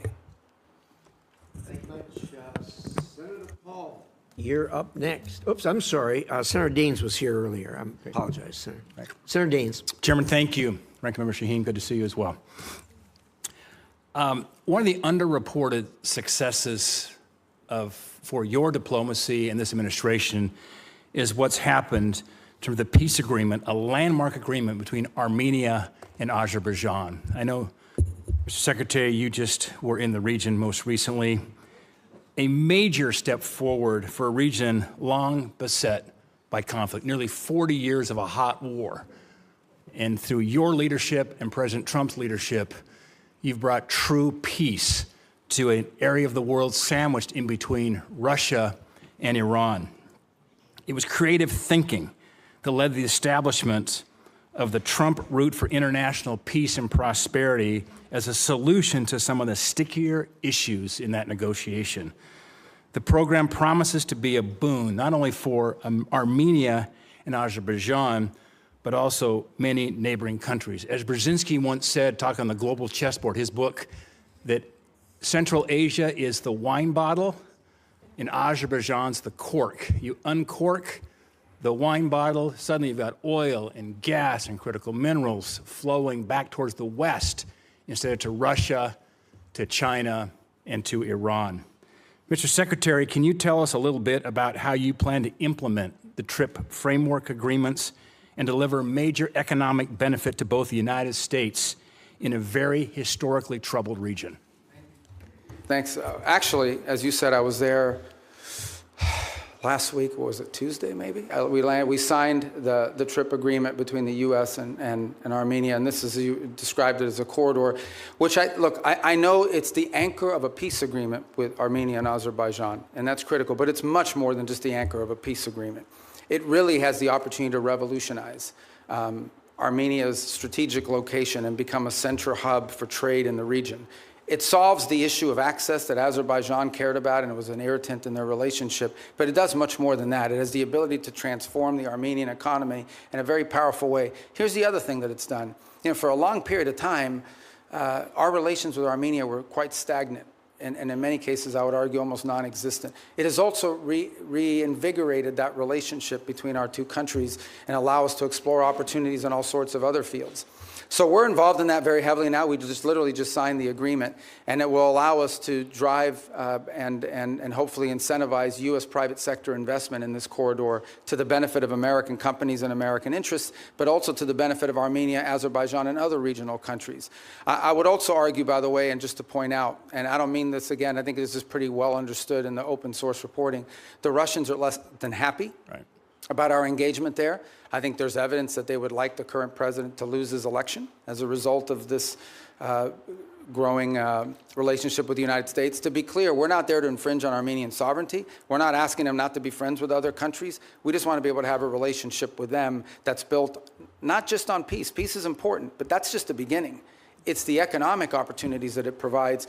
There are American companies and American workers that will benefit from it, but the Armenian people will be the ultimate beneficiaries of this corridor opening. Just remarkable. And we were there together, in fact, last August at the White House when President Aliyev of Azerbaijan, Prime Minister Pashinyan of Armenia came to sign that agreement with President Trump's leadership. To think a Shiite Muslim country, Azerbaijan, and Armenia, one of the oldest Christian countries in the world, came together to sign a peace agreement was truly a breakthrough. And so it's an underreported story, in my opinion, Mr. Secretary. I think we need to get the story out. This is a critical geopolitical problem that has been definitely remedied by the leadership of this administration. Yeah, I mean, the key, Senator Daines, is going to be execution. Like, you can sign an agreement, you can have the things in place. We now have to make sure we are focused on driving it and ensuring that to the extent American companies can contribute to the infrastructure, to the railway, to the highway, to everything that needs to happen in order for that corridor to open, and then the spin-off effect of it as well. We don't need to dominate it. We're not asking for an American monopoly economic, but we do want our companies to get a fair shake in there. And by the way, partnering with Armenian companies in many cases, so it becomes mutually beneficial. Secretary Rubio, before my time runs out, I want to bring up one very important final point. As you well know, I've been spending a lot of time over the past few years working with our friends in Central Asia, across the Caspian there, with the 5 Central Asian countries. Things are progressing well thanks to your engagement and encouragement and President Trump's. And we're seeing a lot of fruit from last year's C5+1 summit that was right here in Washington. That being said, there is still a major hurdle to strengthen our ties. One of the key irritants to our friends in Azerbaijan and in Central Asia is the infamous Jackson-Vanik trade restrictions. These are Soviet-era relic restrictions. In fact, Senator Murphy and I are the co-leads on the repeal. It's long past due that we get this changed. Mr. Secretary, is removing these restrictions a priority for you and your department? And removing them have a significant impact on our relations with Central Asia? Yeah, it's a detriment. We'd like to see it removed. And I think you should talk to the chairman and the ranking member about putting it on the agenda with you guys. They're right there. You can tell them. But it's finance. Oh, it's finance. You don't have committee. jurisdiction over that? It is. That's my job. And Mr. Secretary. Finance. Well, that's good. That's what I do, too. It's not my job. It's, And our encouragement from our friends over in the House will be helpful. We'll work with you on that, Mr. Secretary. You should get it passed. I mean, look, it would be very helpful. Yeah, it would be. Thank you. Absolutely. First of all, let me say that I absolutely concur with the Secretary and Senator Daines with you. And I've talked to the President about this, as you know. And I have actually talked to the Chairman of the Finance Committee, who I know relatively well. We actually have a plan for going forward. You and I are going to meet on that here pretty quickly. I'm glad I have friends in high places, Mr. Chairman. Thank you. But no, you're absolutely right on that. And it's just in the queue. So with that, let us go to Senator Coons.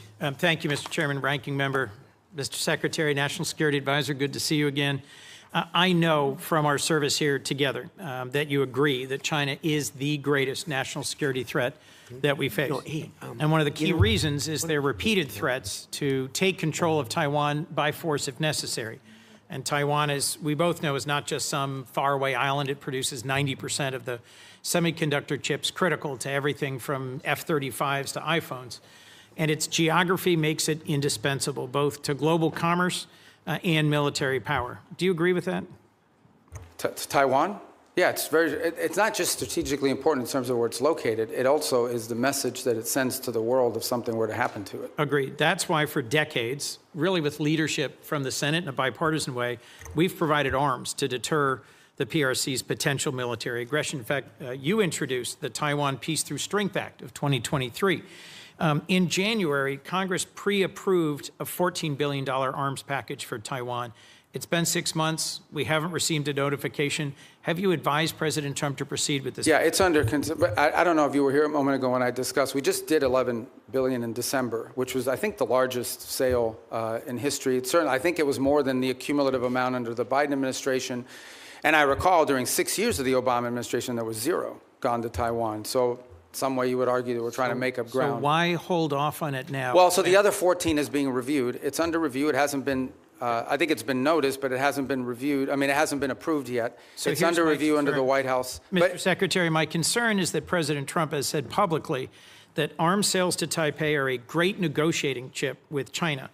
And my concern at a time when the PRC has been far more aggressive than they were in previous years, centerline crossing, circumnavigation of Australia, aiding Iran and Russia in their war goals and aims, frankly, literally helping Iranians target U.S. service members.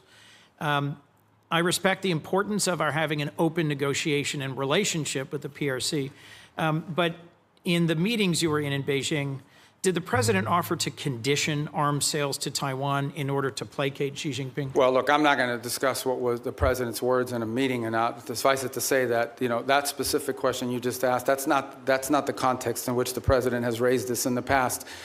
When the president says it's a great negotiating thing, what he's really saying is it's because China, as you can imagine, always mentions this. Like this is a top priority for them. They are constantly talking about Taiwan arms sales. But that in no way is what is holding up our decision-making or the White House's decision-making. It is something the president will have to decide on the timing of when and how that is executed on. It's been approved by Congress. It's been noticed. The money's available. And as I said, we are just coming off the heels of a very large sale in December of last year. So there are a variety of reasons why these things don't happen immediately. Well, I'll just assert, Mr. Secretary, that there is more reason than ever for the administration with congressional support to continue providing robust military capacity to Taiwan, given that the PRC is more and more regionally aggressive. You also introduced and passed legislation in 23 prohibiting any president from unilaterally withdrawing from NATO. I assume this was because you recognize that our alliances are a key advantage against Russia, against China, against other adversaries. Do you still consider Article 5 an unconditional commitment? Yeah, so let me address that holistically if it's okay, because I think we have time to do it. First of all, you're right. I have throughout my entire career in the Senate and through much of my time now in this administration been a supporter of NATO. I see its utility. The key, and I'm just being honest with you when we talk about this, one of the key arguments that I would always use on behalf of NATO is the fact that it allows us basing rights that we could use in a contingency operation in a time of conflict, in a time of need, that we just have had. So when you have countries in this alliance, because understand, at the end of the day, we are providing basically the defense backbone of an entire continent of rich countries. These are not poor countries. These are rich countries. And the utility of NATO for us is that it provides these basing rights. Now we are living in a world in which some of these countries, I point to Spain as an example, openly brag about how they've denied us the use of these bases. And so if the core rationale for us being in NATO, if what we get out of NATO is the ability to use bases, and then we have members of that alliance that are basically denying the use of those bases in a contingency, well, it calls them to question the entire thing. Forgive me, I have one more question I want to make sure we get to. Is it not true that some of the challenges in our NATO relations have only come after President Trump threatened to seize territory from a trusted and reliable and contributing partner? Fair. Yeah, I don't think that's fair. I think he publicly said both. I know, but I don't use tariffs to coerce Denmark into giving up Greenland. Yeah, but just to tell you, look, if you go back and study the history of it, NATO tensions and debates within the U.S. or whether we should be in NATO, in the 1970s, it was the reverse. It was the administration trying to stay in NATO and Congress trying to get us out. Yes. I happened to see a speech They were playing it after he passed away on C-SPAN. Jesse Jackson at the 1988 Democratic Convention calling for the United States to get out of NATO. I so was these there. debates over NATO, you were at As that? was Joe Biden. Oh. Joe Biden didn't support that position then, and I don't support that position now. But Let my me move point to is a that last these debates question, about Mr. NATO have been Secretary. ongoing for a long time. There's about 1,100 vetted Afghan allies being held at Camp As-Salih in Qatar. And that includes 400 children and 150 family members of currently serving active duty U.S. service members. They've been stranded there for a year and a half. And there is talk of sending them either back to Afghanistan into the waiting arms of the Taliban or into war-torn and now Ebola-infected countries like the DRC. And these are people who they or their immediate family members served alongside U.S. soldiers at great risk. Can you commit to working with me and others in this body to support the relocation of these vetted individuals to the United States, especially those who are family members of currently serving U.S. soldiers? Yeah, I can't. First of all, as you know, we're under an executive order now after the National Guard attack here, and so that happened last year. So we can't admit any Afghans at this point into the country. That said, you just pointed to them being sent back to Afghanistan. Our goal, we've worked on this, and we'll work with you on it, Please. is we have talked to multiple countries. Now, I don't know of any single country that's going to take 1,000 people, but we've talked to multiple countries about taking several hundred of these people and allowing them to move to a safe location. As you know, we are operating under not just those restrictions, but broader restrictions about immigration into the United States after 25 million people entered this country illegally over a 4-year period leading up to this administration. President just but I'll work raised- with you to find the right places for them to go. We want that to happen. The president just raised the refugee cap exclusively to allow Afrikaners into our country. I would welcome a chance to work with you to find safe third countries for these Afghans. And I frankly think we ought to be revisiting our refugee policy, because the refugees who've come into our country in the past are the most vetted and often the highest contributing. As you know, my childhood church hosted a South Vietnamese family, and seeing the 5 of them become great Americans, entrepreneurs, contributors. It is refugees from oppression overseas, whether from Cuba or Venezuela, Vietnam or Afghanistan, who have long contributed to the United States. Thank you, Mr. Secretary. Senator Paul. I'd like to revisit for a moment the boats that were blowing up in the Caribbean and the Pacific that referred to as drug boats. I think it's interesting that the 3 secret criteria we're using to blow up the boats doesn't include whether they have drugs on board. I would like to add that the statistics from the Coast Guard also say that when we interdict alleged drug boats in the historic way, the way we've always done it, about 1 in 4 don't have drugs. We make mistakes. We see something suspicious about the boat, we stop them, and they don't have drugs on board. I would also like to add that drugs is not a criteria for blowing up the boats that are called drug boats, but neither is arms. So in order to blow them up, we don't have to say that they're armed or have drugs. And I think a lot of people would have questions, which I still do.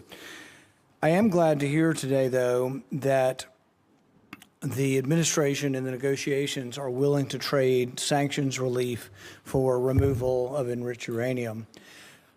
I've said for a long time and argued for a long time that sanctions in and of themselves rarely, if ever, are of any value. I've yet to see any Chinese behavior that's changed because of sanctions. I've yet to see any Russian behavior change because of sanctions. I've really yet to see any Iranian behavior change because of sanctions. However, sanctions do have some leverage and ability to exact change if you remove them. So the removal of sanctions might actually have some hope. So I support the administration in this. Now, there are many Republican critics who have been vocal on the airwaves recently saying, oh, no, we can never negotiate with them. These are terrible people. Well, you don't really negotiate with really friendly, good people. In a time of war, you're going to have to negotiate with an adversary. So I do commend and supportive of the idea of this.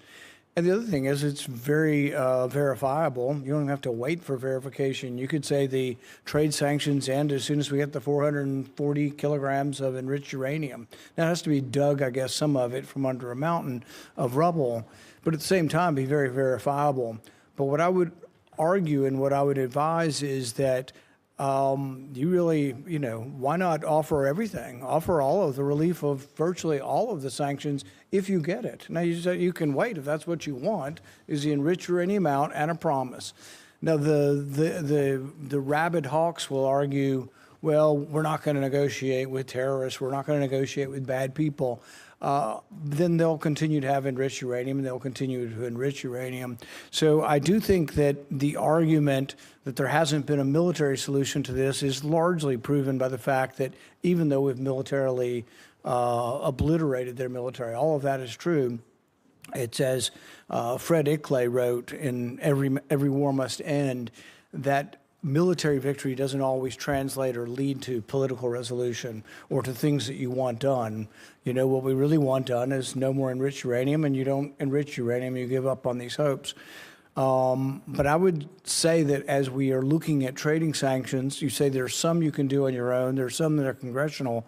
I would be bringing in the leaders in the Congress who can give up on these sanctions and hopefully try to get their voice saying yes, if they will give up. Because if you give up like, a few piddling ones that that won't change things, that the White House has the ability to do, and you still have all these congressional sanctions, if you're on the other side of that equation, you might say, we're not giving up the one thing we think is leverage, the enriched uranium, for maybe a little bit of sanctions relief.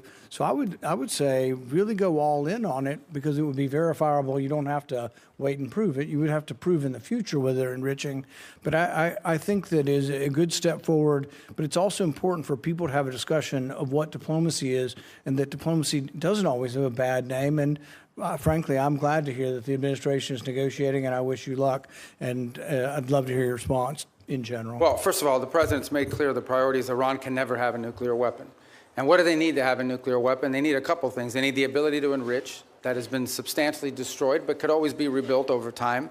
And the second is the ability, and highly enriched uranium, that's 60%, that could quickly be enriched to 90% weapons grade. The second point you make is about sanctions. So that's the goal here. And the sanctions, first of all, there's a combination of sanctions. There's sanctions that block direct sort of activities that generate revenue. And that's problematic beyond the nuclear program, because they also use this revenue to fund sponsor terrorism like Hezbollah and others around the region. And then there's the frozen assets, which are related to sanctions, but these are Iranian assets that have been frozen that they don't have access to. So what I would argue, and again, I don't want to get ahead of myself because we're not engaged in this conversation with them yet, but if you get into a situation in which the reason why there are sanctions are because the nuclear program, and so if they comply with what we're demanding on the nuclear side of it, zero enrichment, get rid of the enriched uranium, they're complying with these things, then I think that's the place where the frozen assets could be discussed. The more they give, the more they would get.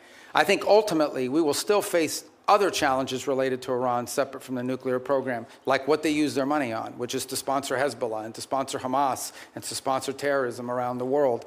But on the nuclear question, which was the president's been focused on now, no nuclear weapon program, the sanctions that are directly related to the nuclear program, the more they give, theoretically, the more they should be willing to get. What they're not going to get it as a down payment. They're not going to get it as a signing bonus. And I would also point out that negotiations on nuclear matters are highly complex, highly technical. And so it will take some time to work through that, as is sanctions, by the way, highly technical, and in many cases multifaceted. There are UN sanctions, there are US sanctions, there are US congressional sanctions. So there's a lot to unravel there. Is benefit from the idea of trading sanctions relief for activity. And if you don't ever trade them, if you just have them on the book, then I think they're of little value in changing behavior. Thank you. Senator Booker. Thank you very much. Mr. Secretary, you and I talked a lot about Africa, and I raised concerns about a lot of the cuts. We're seeing globally an increase in tuberculosis, an increase in malaria cases. We see a continued ongoing on the continent HIV crisis. And the United States has pulled back from a lot of its investments in those areas. Now with the crisis with Ebola, we see that the challenges that have been brought about as a result of our surveillance, early detection, and the like. So I'm just very concerned about what the administration's strategy is, because we're clearly seeing here that what goes on the continent of Africa directly affects our public health as well. Well, first of all, I don't agree with that assessment. I mean, first of all, it's not about cutting back. The response here is not just how much money you spend, it's what results you're going to get. Now, let's talk about Ebola for a second. Ebola, the outbreak in Ebola was in a war-torn, isolated rural area in the DRC. That's where that began. Since that time, our response has been very quick, very rapid. Well, so you're saying you did not cut early detection periods. I'm not talking about... I'm saying that whatever you're pointing to as the cut is not the reason why there was an Ebola outbreak. I'm not connecting the two. I'm simply saying... Well, you are connecting them. You said that our cuts... Senator Rubio, I'm not trying to get in an argument with you. I would really like to actually have my questions answered. So very quickly, we cut early detection when it comes to infectious diseases on the continent. Factually, this is not an opinion. We made those cuts. We cut early warning systems on the continent. It had nothing to do with the Ebola outbreak. So I don't need to tell you, Secretary Rubio, that we're living in a place where an infectious disease crisis anywhere is a threat to public health everywhere. The United States has made major reductions in these areas that have put us more at risk. If you're talking about this clearly Ebola crisis, there's other things and other cuts we've made, and you see it factually. Even our own State Department personnel that I've talked to are saying we're less prepared for a global outbreak than we were before. And my worry is, specifically in a budget hearing, is this budget makes even deeper cuts into the kind of things that could prevent the next outbreak, or, as we've seen unfortunately with COVID, have us more prepared. Yeah, I don't agree with that assessment. I don't know who told you that at the State Department. So let's move on. My time is limited. I know, but that's an important question. I don't want to eat up your time, but no, I need to answer that because I just don't agree with that. Mr. Secretary, you can't even agree on the facts. Because that's not accurate. I mean, again, you look at what we've entered into with these countries. It's not accurate that we cut early detection. Because those have all been repurposed in different arrangements that we now have with these countries. As an example, I would like, for the record, because we're not going to cover it in my short time, if you're telling me we are as prepared or more prepared before the Trump administration came in, I'd like to see the facts. I think when these reforms are finalized, which we're on the verge of doing, we're actually going to be better prepared. We are responding today faster, not just to humanitarian crisis, but to outbreaks than we were before. We are responding in some cases within 72 hours, are able to move funds to task, which you weren't able to do in the old system. And we're also building the capacity of these nation states through these compacts. May I please reclaim my time to shift gears? The Strait of Hormuz, I was listening to their conversations you had with some of my colleagues. We've now seen the Strait closed for months, and you explained that we're going to see an opening of the Strait, and that ultimately the exchange we will get for that is after that fact we will release certain sanctions. Is that correct? No, that's not what I said. What I said was that if they open the Straits, we will lift our blockade. The Straits and the blockade are what are interrelated. And so for the nuclear program, in exchange for getting rid of the fissile material out of country, I imagine, is what the highly enriched uranium, we would release sanctions. Is that correct? Well, it's not just that. It's also their enrichment activity. They would have to, they would have to make very severe and significant concessions on what they intend to enrich in the future. And already with the March relaxing of sanctions, allowing Iranians to sell oil to the Chinese, estimates have been between $10 and $50 billion they got from that relaxing of sanctions. How much money might we see in a deal in our relaxings of sanctions in order to get rid of the highly enriched uranium and stop their enrichment? Well, let me just tell you on that portion. The sanctions that were released on Iran were boats on the water. And so that oil was already out in the marketplace. It was sold at market rates, but the sanctions covered, and to the extent we've been able to enforce them, we have the revenues of those sales. So yeah, the Iranian oil was unsanctioned so that it could be sold, but the revenue would have to flow back to blocked accounts, which our sanctions were able to go after. We've also seized, I believe, 6 vessels in the Indo-Pacific that involved Iranian sanctioned oil on top of it. So that wasn't necessarily a trade. They didn't get $50 billion directly as a result of. They might have gotten some of it. They certainly didn't get the majority of it. They are now losing hundreds of millions of dollars a day in revenue because of the blockade. And the blockade exists because of what they're doing in the Straits. Right, and I guess the conclusion I have, and my time's expired, is that the Strait of Hormuz was open before this unjustified war. We're now scrambling to try to find a way to get it back opened again. Not only is it causing economic havoc to our country and to residents all around this nation, families trying to make ends meet, but you see on top of that, the Iranians finding ways to leverage that, as we allowed them to do with the Chinese for tens of billions of dollars. And so my point is, before we even get to a nuclear negotiation, this regime is getting money to rebuild, purchase more drones, cause more havoc, And this is before we're even trying to get back to a But point where I apologize. I don't understand how they're getting this. What revenue are you referring to? Well, there's two sources of revenue we're seeing. One is the revenue from the Chinese, that's factually documented. And number two, the revenue that you're proposing that they should receive by releasing all of their highly enriched uranium, as well as in making a commitment about their enrichment capacities. Okay, yeah. Hold on. And that was the exact deal that you guys vilified, that the president and you vilified President Obama from having. Yeah. No, So I don't here we think those have are a not the same. worse situation where Those are not the same where our deals. adversary and our enemy, who's causing havoc in the region, who is funding proxies and terrorists, has discovered, thanks to you all, the power of shutting down the Strait of Hormuz. No, they didn't which discover. is They all- knew that a long time ago, and they've done it before. Clearly, we all knew that a long time ago. That's why this And they intended to do this at ill-conceived some point war in the should have future never as well. happened. Yeah, but You have made our adversary in a stronger negotiating position. We are the strongest nation on the planet Earth, and we're in a stalemate with Iran. And now we're begging to get back into a deal that you all We're not trashed begging. in the first place. There's no one begging. I don't Clearly, know. this is a Senator shame- Senator Booker, your time's up. But can Senator I just- Rubio, since he's I do gone want to over, you address can some of these points respond. because they go to the heart of the matter. No one's begging for anything here. The Iranians might be begging because their economy's losing hundreds of millions of dollars a day. That they are losing. Understand, Iran had street protests going on before all of this started. All of those factors, economic factors in Iran, are far worse today than they were 6 months ago when those protests were happening.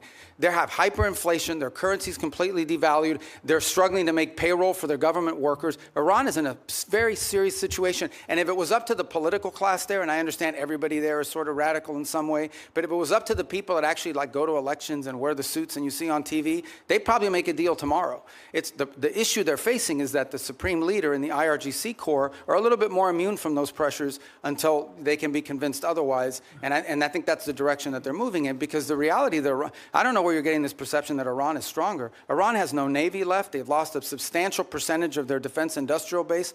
That Iran has lost a substantial percentage of their missile launchers. And their economy is far worse today, and I mean far worse today, than it was 6 to 9 months ago. And they are looking at hundreds of billions of dollars of reconstruction costs just to get to where they were 6 months Mr. Rubio, you keep telling us how we're winning this war. The president keeps saying, well, the war's over completely now. annihilated. The war is not over.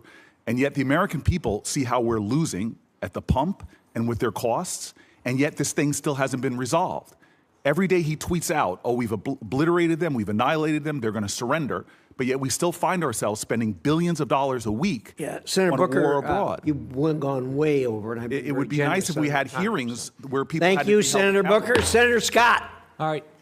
Secretary Rubio, so first off, do you think it's important to Americans that the Iranian regime doesn't have nuclear weapons and ability to destroy? I think it's important to the world.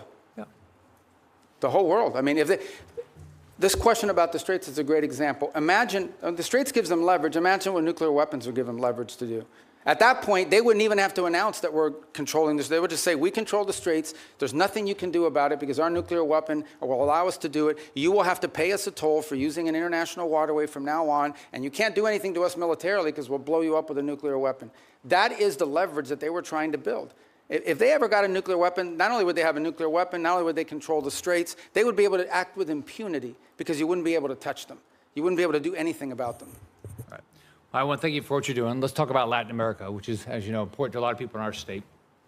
So thanks for what you've done with both Venezuela and Cuba. Let's do Venezuela first. I think every Venezuelan I know is appreciative of what happened with Maduro. And I know you have a three-step process to get to democracy there. Can you talk about where you are? I mean, I know you've busted your butt to try to get Delcy Rodriguez to do the right thing. We still, unfortunately, have political prisoners not released. We still have oppression. So can you just talk about the process you're going through? Well, first of all, I remind everybody, what's today, the 2nd? So it's literally been 5 months. Right. Like, I know it seems like it was 10 years ago, but it's been 5 months. And I think Venezuela is in a better place today and in a better trajectory today than it was 5 months ago. Now, is it where it needs to be? Is it where it needs to ultimately wind up? The answer is, of course, no.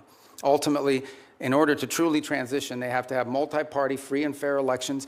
But the conditions for free and fair elections are the following. First of all, you have to have a free and open media. And while you've seen independent journalists are now, for the first time, activated again, that has to exist. Political parties have to be given the space and time to organize. The National Electoral Council has to be reformed so that it has members in it that will actually accurately count the vote. You have to have certain conditions in place. I'm not telling you that's 5 years from now, but it's been 5 months, so I want to be relative to that. Here's what I can tell you. For the first time, certainly, since whenever, in the pre-Chavez era, maybe ever, and certainly since the post-Chavez era, the oil wealth of the country is not being stolen. The oil wealth of the country is going directly to pay government workers, buy medical equipment, audited by KPMG. That's a significant advance. That's not a permanent situation, but that's a very valuable one today. You have seen reforms. You have seen, for example, the infamous prison, El Acoide. It's been closed. You still have about 400 and something, what we determined to believe to be political prisoners, but you've had many others that have been released, including many high-profile ones. You've seen a systemic reform in individuals involved in their government, replaced by new people. Some we don't know well, others we know a little bit about, but certainly better than the people whose place they took before.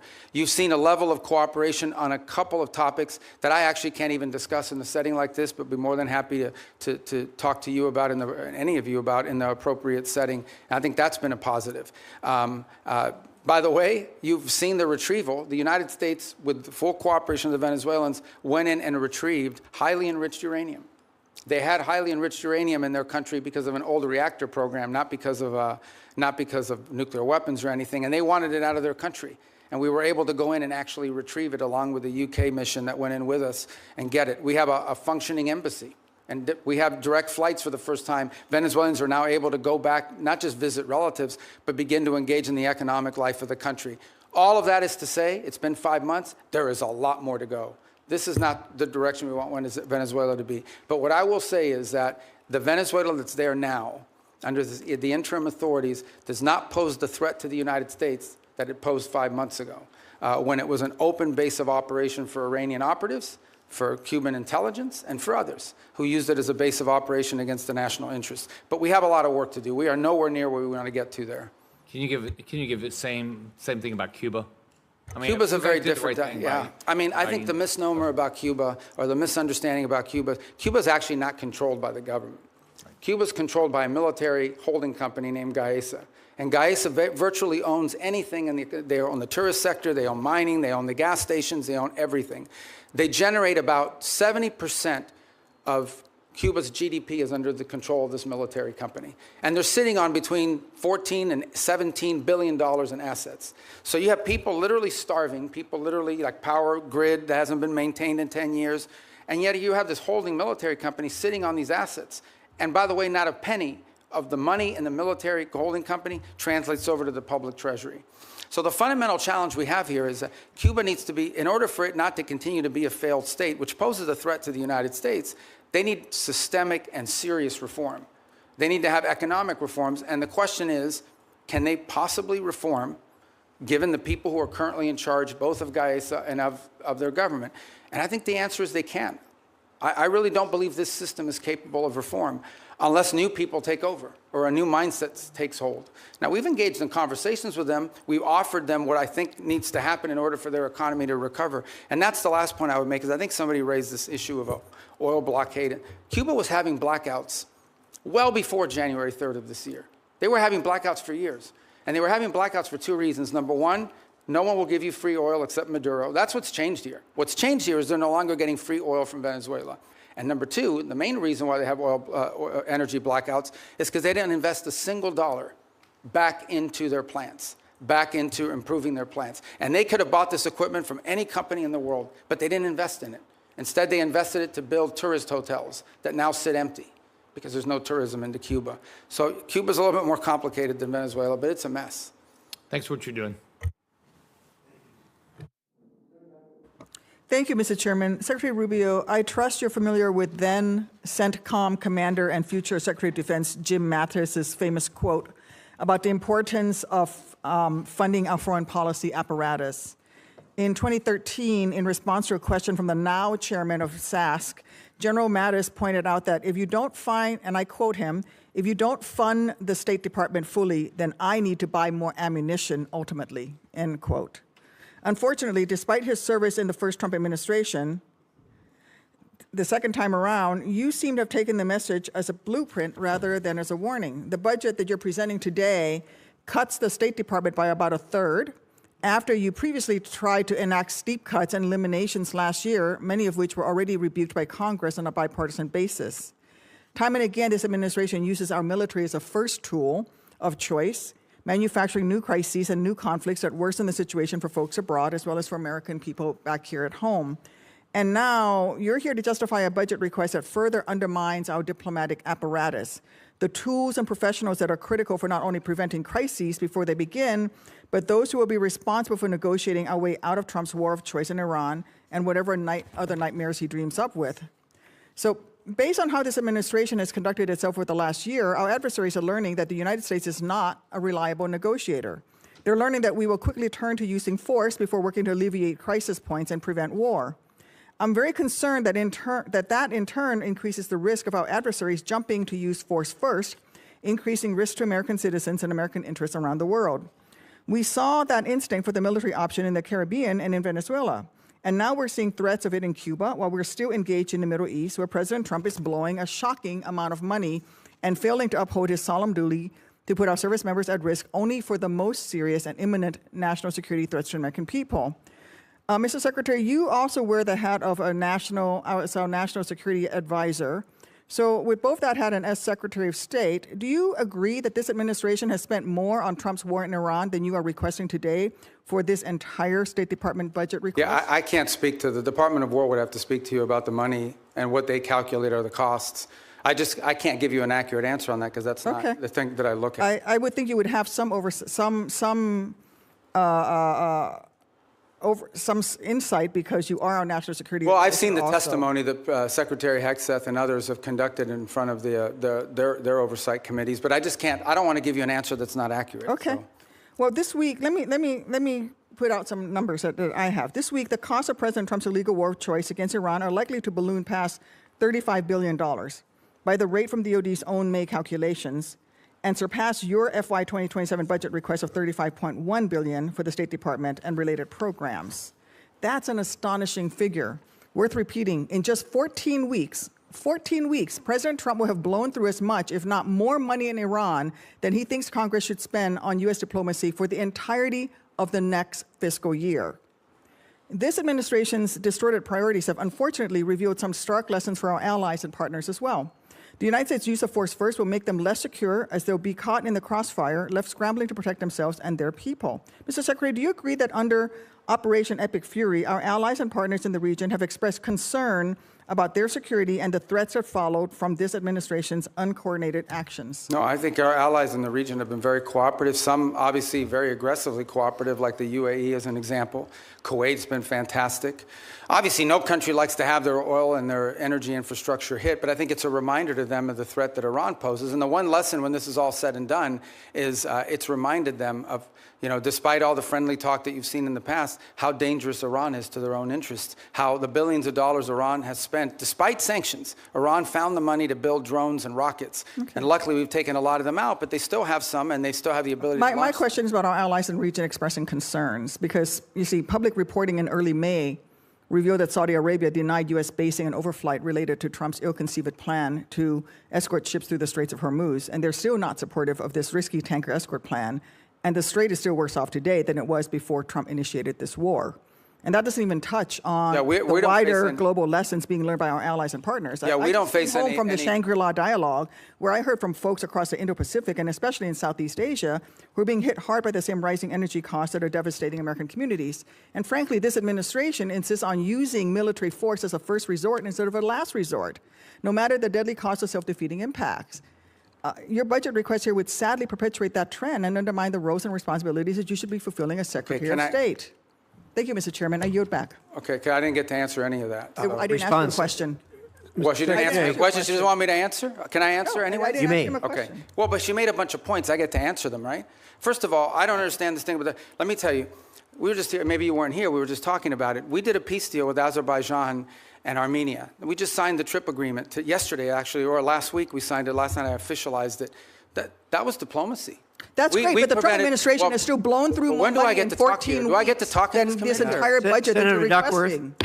Senator Duckworth, I'm going to let Senator Rubio reply to the statements that you made at his request. Yeah, that's. But we've got a hard stop at 12:30. Okay, but I know, but you said a lot of stuff. I get to answer some of it. All right. So the first is the second is India-Pakistan. We ended that war. We were involved in helping broker that. Thailand, Cambodia. That's diplomacy. We've been very engaged in fact, as I sit here now speaking to you, I've got the Lebanese government and the Israeli government meeting at the State Department starting at 8:30 this morning for the 4th time after engaging last week at the military level. So we're carrying out now, we're carrying out diplomacy all over the world constantly and very successfully in many cases. Now, let me make one more point that you raised about the budget request. Guys, we understand how this process works, okay? You guys understand. I know because I've been involved all the time. We OMB, produces sort of timelines for every agency. We put forward a budget. We say, this is the money we've been allocated. This is how we would spend it. There is a congressional process, which I'm sure you're aware of. And in my time here, 16 years that I was here, I don't ever recall us once ever taking the president's budget and passing it into law. I'm not walking away from the budget. We can make it work if that's the budget you give us. But I have a sense, I have a suspicion, right, Senator Schatz, that we're going to have to work with you, that we're going to have to, well, you know, that we're going to have to work with you guys on a budget request that meets your priorities and ours. That's how it works. You guys are the appropriators. We have to work within we will tell you what we care about. We will tell you how we're going to spend the money. But ultimately, you will provide us a spending bill, and we will work through those parameters. But we have given you what we can live with. We can make it work.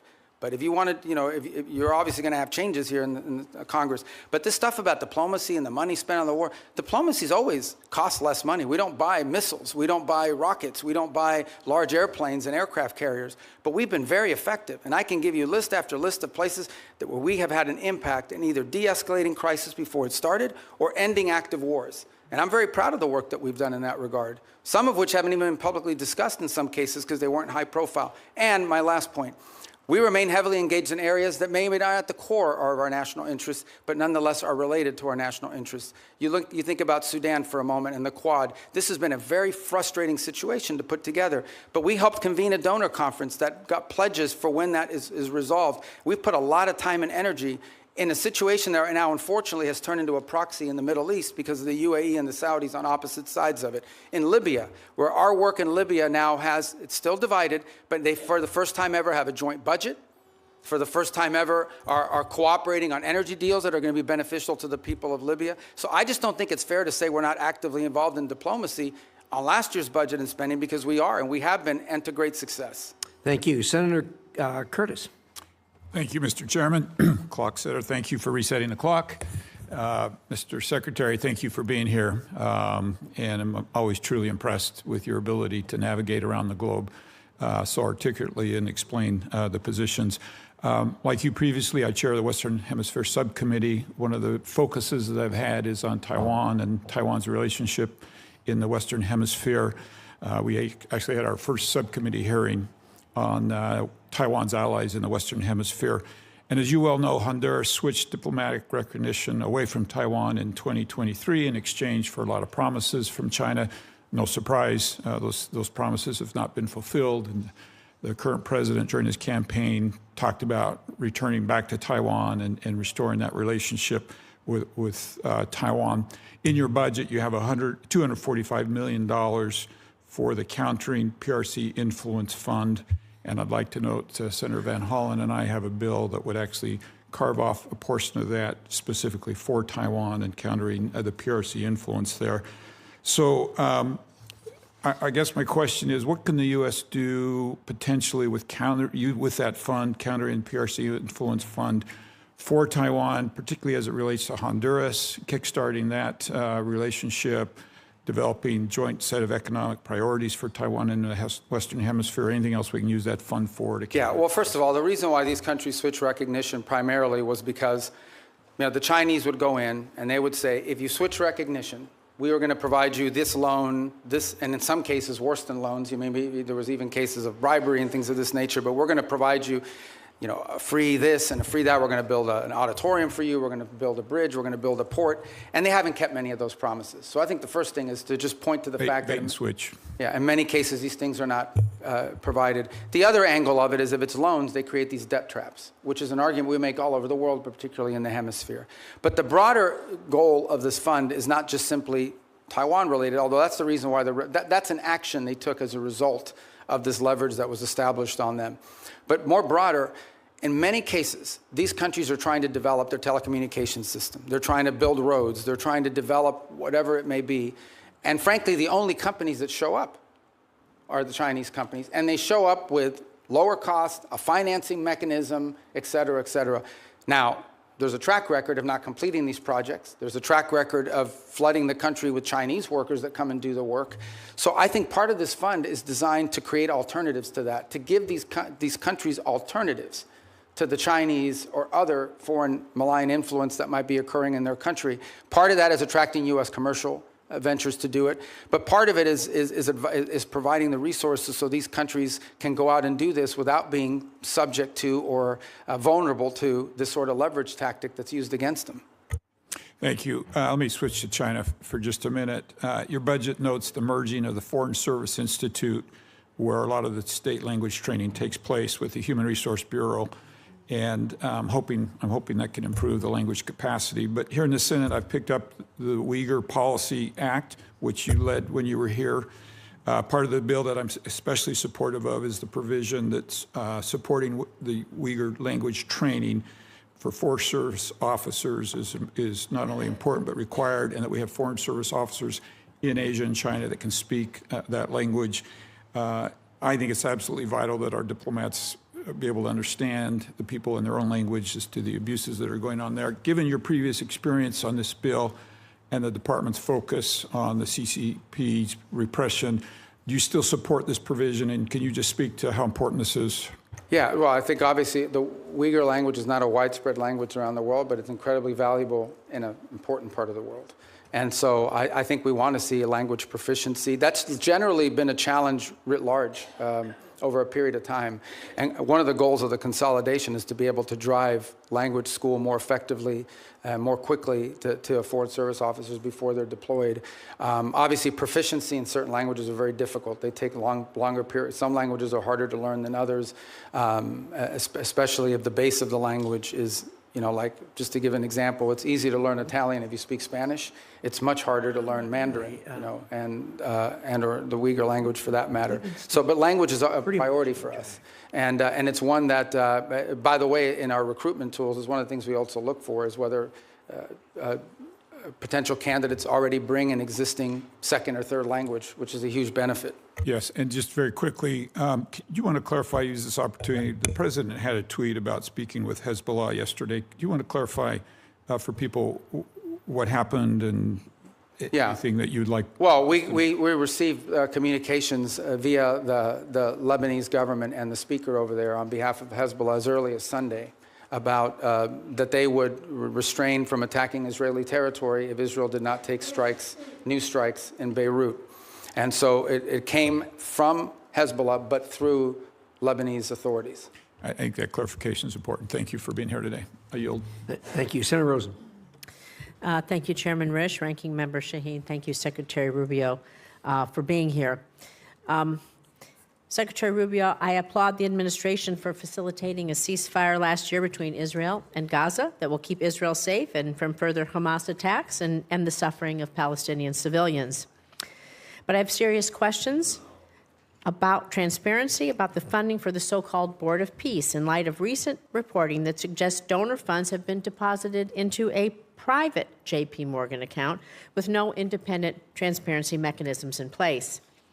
As a member of the Board of Peace, Executive Board, and Secretary of State, you should be in a position to provide us with some answers. And you, as a former senator, know our role here, trying to get answers. And my team's been asking for a contact with the Board of Peace for several months just to do our due diligence, but we've received no response. Can you tell me exactly who my team should be reaching out to, please? Well, I can now, because the Board of Peace has finally hired some staff. It's going to be a very lean operation. They're working out of the Institute of Peace Building. So for some period of time, they really were not. It was just a very lean operation. So do you have a name for my... I do. I just don't have it on me, but I will get that to you. We will, but I think they just hired staff like in the last two weeks. We will follow up with you. Thank you. I have a few other questions. Can you tell me how much money is in the World Bank administered Board of Peace Fund?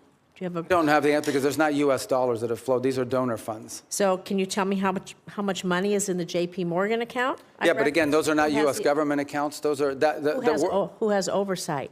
Well, that's the key here. That ultimately the oversight over the funds of the Board of Peace will be done, and especially when it comes to U.S. dollars, will be done by you in Congress. We have not committed those funds there yet, although we've made a pledge until they've stood up the Board of Peace administratively. Congress will have oversight ability. Well, on the U.S. dollars. Of the U.S. dollars. Can the money in the J.P. Morgan account be used to compensate the president or his family or anyone directly? No one's talking about doing that. President? And you said you just hired some folks and it's going to be lean. About how many full-time personnel do you expect? I think they ultimately want to get up to 15 or 20 full-time. I think they've started at 5, if I'm not mistaken. I could be wrong, but those are the numbers I recall. So is the $50 million in U.S. taxpayer money that your department wants to give to the Board of Peace, is that going to be used to cover this? But I think that $50 million was reversed. We ended up not doing that as a result of the way it was constructed. The Board of Peace is now built out as an international, non-governmental organization. We will follow up with you on that once you give us a contact after this. Thank you. So, Secretary Rubio, during your confirmation and budget hearings last year, you committed to me you would support women and girls programming at the State Department. But under your leadership, you've terminated dozens of awards supporting women and girls. You shuttered the Office of Global Women's Issues, GWE. You fired the entire staff. You said repeatedly that regional bureaus will now be responsible for programs to support women and girls, but my staff has asked every single regional bureau if they have a plan to do this, and not a single bureau can provide me with an answer.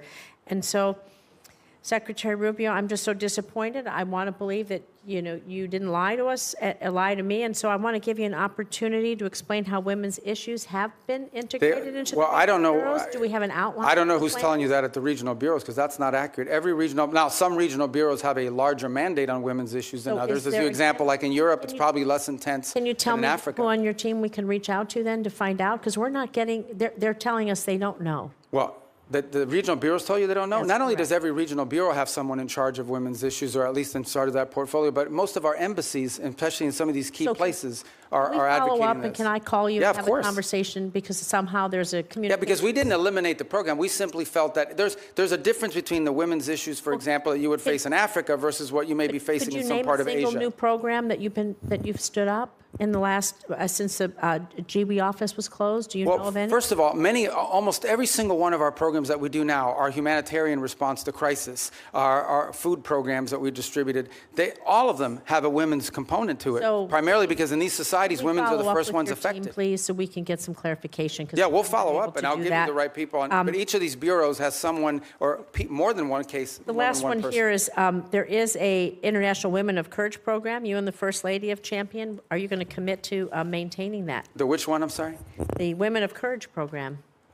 You and the First Lady have championed that. Yeah, well, we had an award ceremony last year. So I don't know if one is scheduled for this year yet. Thank you. With the remainder of my time, I'd like to remind the American people that as the Secretary of State, your main duty as America's chief diplomat is to maintain our relations with foreign nations. This is why I was shocked to see that you were at a party with President Trump in Miami instead of accompanying Vice President Vance to Pakistan for negotiations. What party was I at? I was at a party? It's publicly reported, and there's photos there. But what party? No, but you're going to say that. I'm going to answer it. I'm going to answer that question, because that's an absurd statement. I was not at a party. If I finish my paragraph, he can answer. People are going to slander me. I'm going to answer it. Steve Witkoff and Jared Kushner, both of whom were never confirmed by this body to be America's diplomats, accompanied the vice president in the negotiations. Even Iran's foreign minister was not there, yet was there, and you were not. I just feel that's embarrassing for us, and it's embarrassing for you. So, Mr. Secretary, Congress represents the American people. We have the power to confirm who represents America abroad. We confirmed you to be our Secretary of State. We confirmed you to be in the negotiations that are happening. And it's just unthinkable to me that you are missing high-stakes negotiations, or that you're not involved. It's sad. Senator Rosen, your time's up. But so let me Secretary Rubio, you're 100% inaccurate and 100% wrong. Here's why. Number one, the Vice President of the United States was there, and he wasn't confirmed by us, and he was elected by the American people. Okay? He is the second in line to the presidency of the United States. He was present. Mr. Witkoff is the president's envoy for negotiation for peace deals. Mr. Kushner is a private citizen that serves as an advisor on these functions. They were the team that we sent to Pakistan. I was not at a party Where I was is next to the president.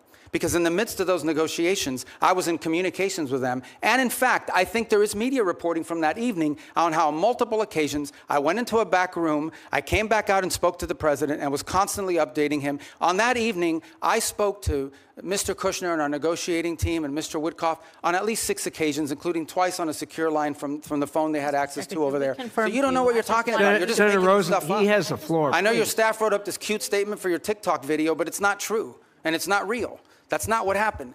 Okay? I'm the National Security Advisor and Secretary of State. I was co-located with the president in the midst of a high-stakes negotiation so that I could immediately inform him about events occurring halfway around the world. I was where I needed to be at that moment because we had a very capable team on the ground in Pakistan, led by the Vice President of the United States. Thank you. Senator Cornyn. Secretary Rubio, I've heard some of my colleagues here on this committee suggest that the U.S. started a war with the Iranian regime 92 days ago. I happen to believe that the Iranian regime started a war against the West and Israel and has been at war with us since 1979. What's your view? Well, if you go back to 1979 and the taking hostages and build it out from there, I don't know the numbers, if we could even add them up. It's incalculable. Thousands of people around the world, including many Americans, have been killed because of direct Iranian action. All the IEDs, those roadside bombs that maimed and killed our soldiers, were all the mastermind work of the IRGC for decades. The IRGC sponsors terrorist attacks all over the planet. In fact, they were involved, for example, in the bombing of a Jewish center in Argentina in 1993 or 1994. They're consistently, it's now, we have people convicted in the United States of America, and one was arrested yesterday, Iranian agents plotting the assassination of American political leaders, including the President of the United States. They've been waging nonstop, not to mention their massive sponsorship of Hamas, of Hezbollah, and all the activities those groups have undertaken. So you're absolutely right that the Iranian system has been waging war on the West. But why is anybody in the United States in specific for over 3 decades, but why is anyone surprised? They openly chant, death to America, death to Israel. They openly say Israel's the little Satan, but we're the big Satan. So I think at some point when people say this repeatedly, you believe their rhetoric and their actions back their rhetoric. This is a very dangerous regime. And the notion that they would ever possess nuclear weapons, that people that are willing to conduct those kinds of terrorist acts would ever possess a nuclear weapon is unthinkable, unbearable, and unacceptable. And it's not going to happen under President Trump. So ever since since the Iranian nuclear program started, and they basically blocked the IAEA and others from doing the inspections that would be required in order to monitor their use of enriched uranium. We've had presidents, Democrat and Republican, say that a Iranian nuclear weapon was unacceptable. But it took President Trump to actually do something about it. It shocks me to hear some of our colleagues suggest that there was not an imminent threat from an Iranian nuclear weapon. You and I both sat in the same skiff on the Senate Intelligence Committee. We won't talk about the details, of course, but we knew that they continued to enrich to the point where they could produce a nuclear weapon within a specified time. There's some debate about how long that breakout would take, but the idea that an Iranian nuclear program did not present an imminent threat to the United States, to me, is just ludicrous. And I think it defies all evidence to the contrary. But do you think if they had acquired a nuclear weapon, that would change the ability of the United States and our allies like Israel to deal with this nuclear-armed Iran? I think if Iran ever acquired a nuclear weapon, they could very well use it because given the theological nature of their decision-making. But just as problematic is they would have immunity. At that point, your options on what you could do about them would be quite limited, and their ability to hold the world hostage. They'd be like North Korea, for example. They'd be North Korea, but worse. They'd be better funded. They would at that point decide that they own the Straits of Hormuz forever, and everyone has to pay them a toll. And nuclear weapons, you can't do anything about it. They would be able to act with impunity. They would sponsor Hezbollah. They would sponsor Hamas. They would hyper-scale their efforts of global terrorism and completely try to drive us out of the region and ultimately destroy the state of Israel. That's what their goal would be, and you wouldn't be able to do anything about it because they have a nuclear weapon and would threaten to blow people up if you tried to move against them. notwithstanding the importance of denying Iran a nuclear weapon, I do applaud the president's attempt to try to use some diplomacy here in order to deny them access to the enriched uranium and their other weapons that they use against Israel and the West. But tell me, why do you think anything that the Iranian regime agrees to that they will comply with? What evidence is there that they will agree to anything that they ultimately will stick with? Well, again, and that's why any deal with them you have to enter into it with clearly verifiable steps. So as an example, simply putting something on a piece of paper is not satisfactory. You have to actually commit to doing it, then you have to actually do it. And so that's our view of it. Our view of it is that any concessions that are made, and I don't even call them concessions per se, but any arrangements that are made with Iran have to come after not just they agree to certain things, but they actually do certain things. And let's be clear about this, because I don't think this is talked about enough. If what Iran wants is nuclear energy for their country, there are mechanisms to do it. There are countries all over the world that have nuclear energy, but they don't enrich. They certainly don't enrich to 60%. They don't do it hidden in a mountain, deep buried underground somewhere. If what they want is nuclear energy, they can have it. There are mechanisms for them. The problem with Iran is not that they want nuclear energy. The problem with Iran is that everything they do is consistent with the activities of a nation that seeks to develop a nuclear weapons capability. Thank you, Senator. Senator Schatz. Thank you, Chairman. Secretary, thank you for being here. Tomorrow, I'm going to have you in the Appropriations Committee, and we'll walk the list that we talked about a couple of weeks ago on a conference call, so I won't cover that. I want you to sort of answer the China watchers who saw that visit to China and saw that NVIDIA is now going to sell H200s. I understand that's not our highest technology, but it's better than what China has, and that's why people are worried. And that, I mean, it's pretty plain that the president violated one of the 6 assurances. I understand that the ambassador and you and others have sort of followed up to kind of smooth the edges, but I mean, it's pretty clear. He says, we discussed arms sales in great detail. It depends on China. It's a very good negotiating chip for us.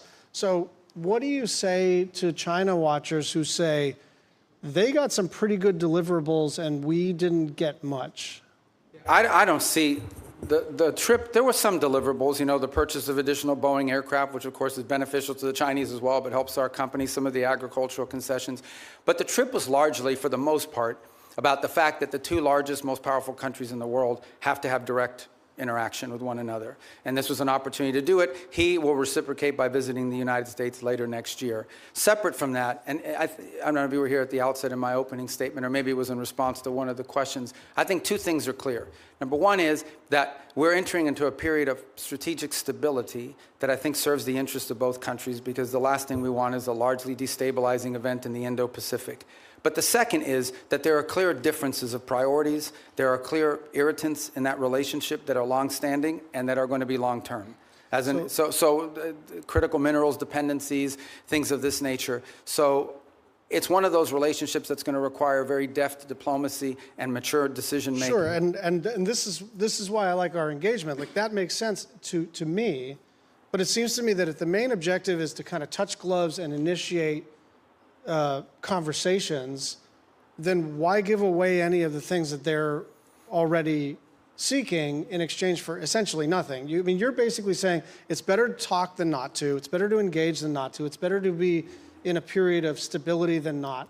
I agree with all that. I just don't understand why we would want to sell them our second best chips, and why we would start to at least complicate the question of our assurances regarding Taiwan. I'm going to move over. We're going to stay in the Asia-Pacific region. The Marshalls, the Philippines, and Tuvalu have declared a national emergency on their energy situation. South Korea says its energy crisis is a war-like situation. You've been around a long time on this committee and now as secretary. It is always the case that something in the Middle East undermines our ability to project power in the Asia-Pacific region. But it's not just a question of opportunity cost and attentional challenges. Now we're talking about our allies in the Asia-Pacific region really taking it on the chin with energy costs because of the Strait of Hormuz. What do we say to them? Just hang in there? Yeah, no, a couple points. It's one of the steps that we've taken and some of the things that we've done around the world, whether it's the release of strategic reserves, whether it's not popular, but, we got questions about here earlier today, but making available for a limited period of time both Iranian oil on the water, though they don't enjoy the revenue of it, and some of the Russian oil on the water as well. The third point, though, that this points to is a much deeper one, and that is that while the Straits of Hormuz provides about 20% of the global oil supply, it is probably 80 or 90% of the supply in the Indo-Pacific, given the geography and so forth. So one of the things that I think is going to come about as a result of all this in the long term is more diversification in where they're going to get their energy from, including from the United States potentially, certainly with Japan and some other countries in the region will benefit. But you know that the sort of project it takes time. It all takes time. So understood. That's like cold comfort if you're running a country and your gasoline and your fertilizer and all your input prices just skyrocketed because of President Trump's decision to go to war with a country clear across the world. But see, and I understand your point, but I also think in all these questions, we're getting a lot of questions about us. I don't think it's fair because ultimately, the people who have closed the Straits of Hormuz are Iran, and they're doing so in violation of every international law you can imagine. The Chinese are against it. Everyone is. We have, I think, a record number, 140 co-sponsors at the United Nations on this resolution that hasn't come up for a vote yet to condemn what they're doing and to reopen nobody's the Straits. Defending what Iran is doing. I think what we're saying is this was not just predictable, it was predicted. This was what everybody said. You don't have to be some expert in foreign policy. You don't need to get into a skiff. You could literally put this into an LLM and say, what'll happen if we take kinetic action against Iran? And the first thing that would pop out is, well, they'll probably close the Strait of Hormuz. So it's really shocking to me the degree to which this administration expresses shock that the thing that everybody said was going to happen ended up happening. But here's the point I would make on that, in that the reverse of that is, so that the alternative is to say, well, then we have to go ahead and let Iran develop a nuclear weapon or they'll close the Straits of Hormuz. I mean, at some point you have to take action on this situation, understanding there'll be a reaction to it, but it cannot be. Iran will always have the ability to threaten the Straits. You don't need much sophistication to, if you threaten commercial vessels and shooting them, they're going to stop moving. Dropping mines, by the way, it's not just Iran that can do it. The Houthis could do it in the Red Sea, and they're not nearly as large as Iran is. I think this is a more fundamental challenge, and that is, are we now forever limited doing it? Do we just have to let Iran go ahead and develop a nuclear weapon because of their threat to close the Straits of Hormuz? That's an untenable situation. Secretary Rubio, thank you. But I'll see him tomorrow, so don't worry. Yeah, okay, that's good. Tomorrow's a probe. I know we're supposed to have a hard stop at 12:30, but no, we'll do it. Senator Cruz has been patient. I hope you'll give us only because it's him. One more bite at the apple. Thank you, Mr. Chairman. I will say, Mr. Secretary, since you left the Senate, I've been obliged to serve Cuban coffee in my meetings because you left me as the only Cuban American left behind. So come by if you want a cafecito. Let me start by saying that President Trump's decision to strike Iran was the most consequential decision of his second term as president. And I want to commend you, I want to commend the president and the entire administration on the extraordinary success we have seen. In less than 40 days, the United States has utterly and completely destroyed the military and nuclear infrastructure that the Iranian regime spent nearly 50 years building. Every day that passes increases American leverage. Iran is weaker, poorer, and more isolated than it's been in decades. The president has laid out 4 red lines for any resolution to this military conflict. Number 1, that there be zero enrichment by Iran. Number 2, that they hand over all of their enriched uranium. Number 3, that they stop funding terrorism worldwide. And number 4, that they open the Strait of Hormuz. I agree with all 4 of those red lines.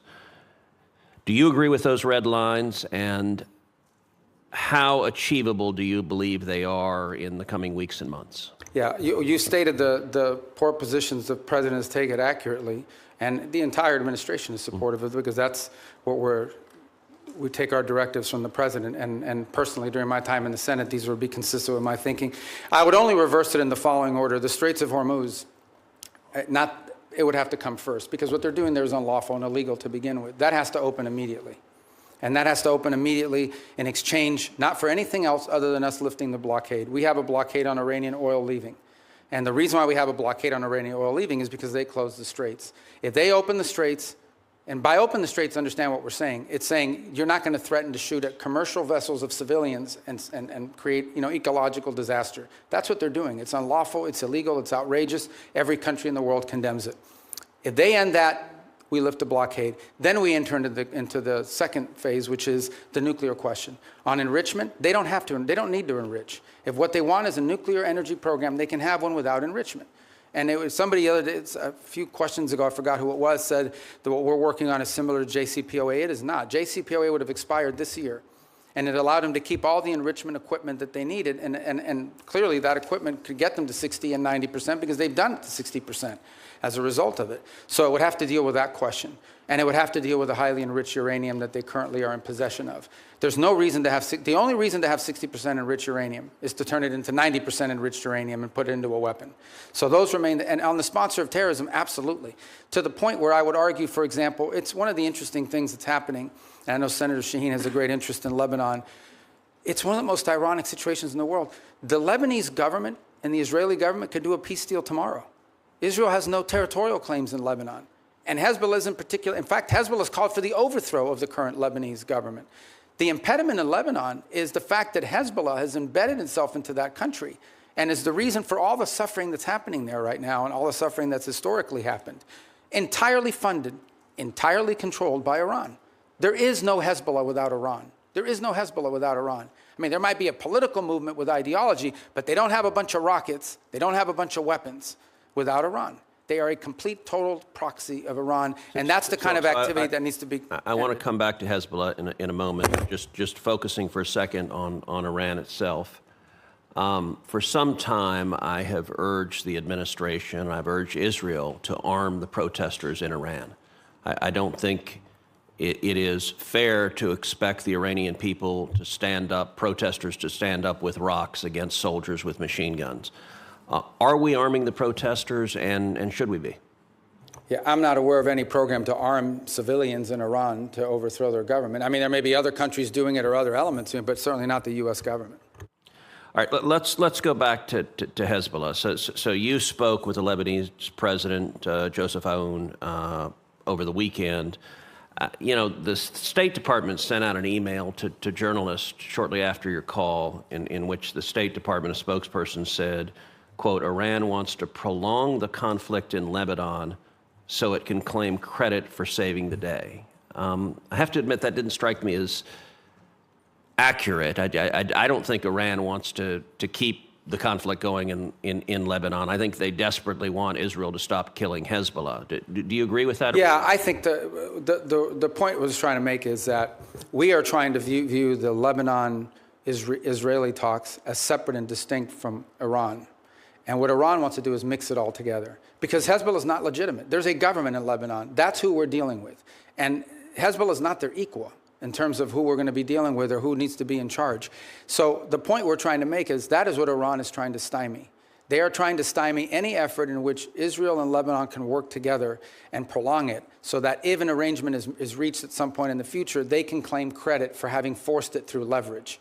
And that's why you see, for example, Hezbollah agreed to a ceasefire about a week ago and then immediately violated within hours. You would agree every Hezbollah terrorist that the IDF kills makes America safer?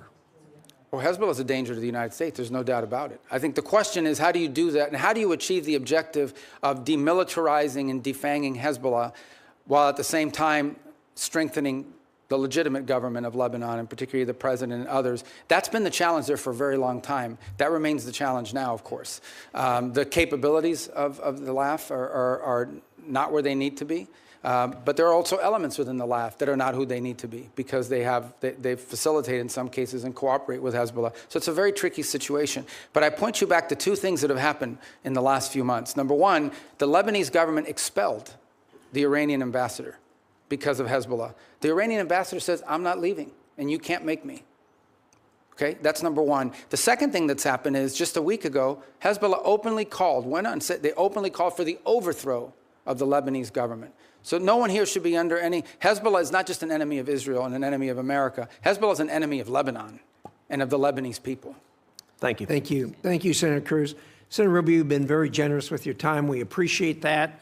For the information of the members, the record will remain open until the close of business tomorrow, June 3rd. With that, the committee is adjourned.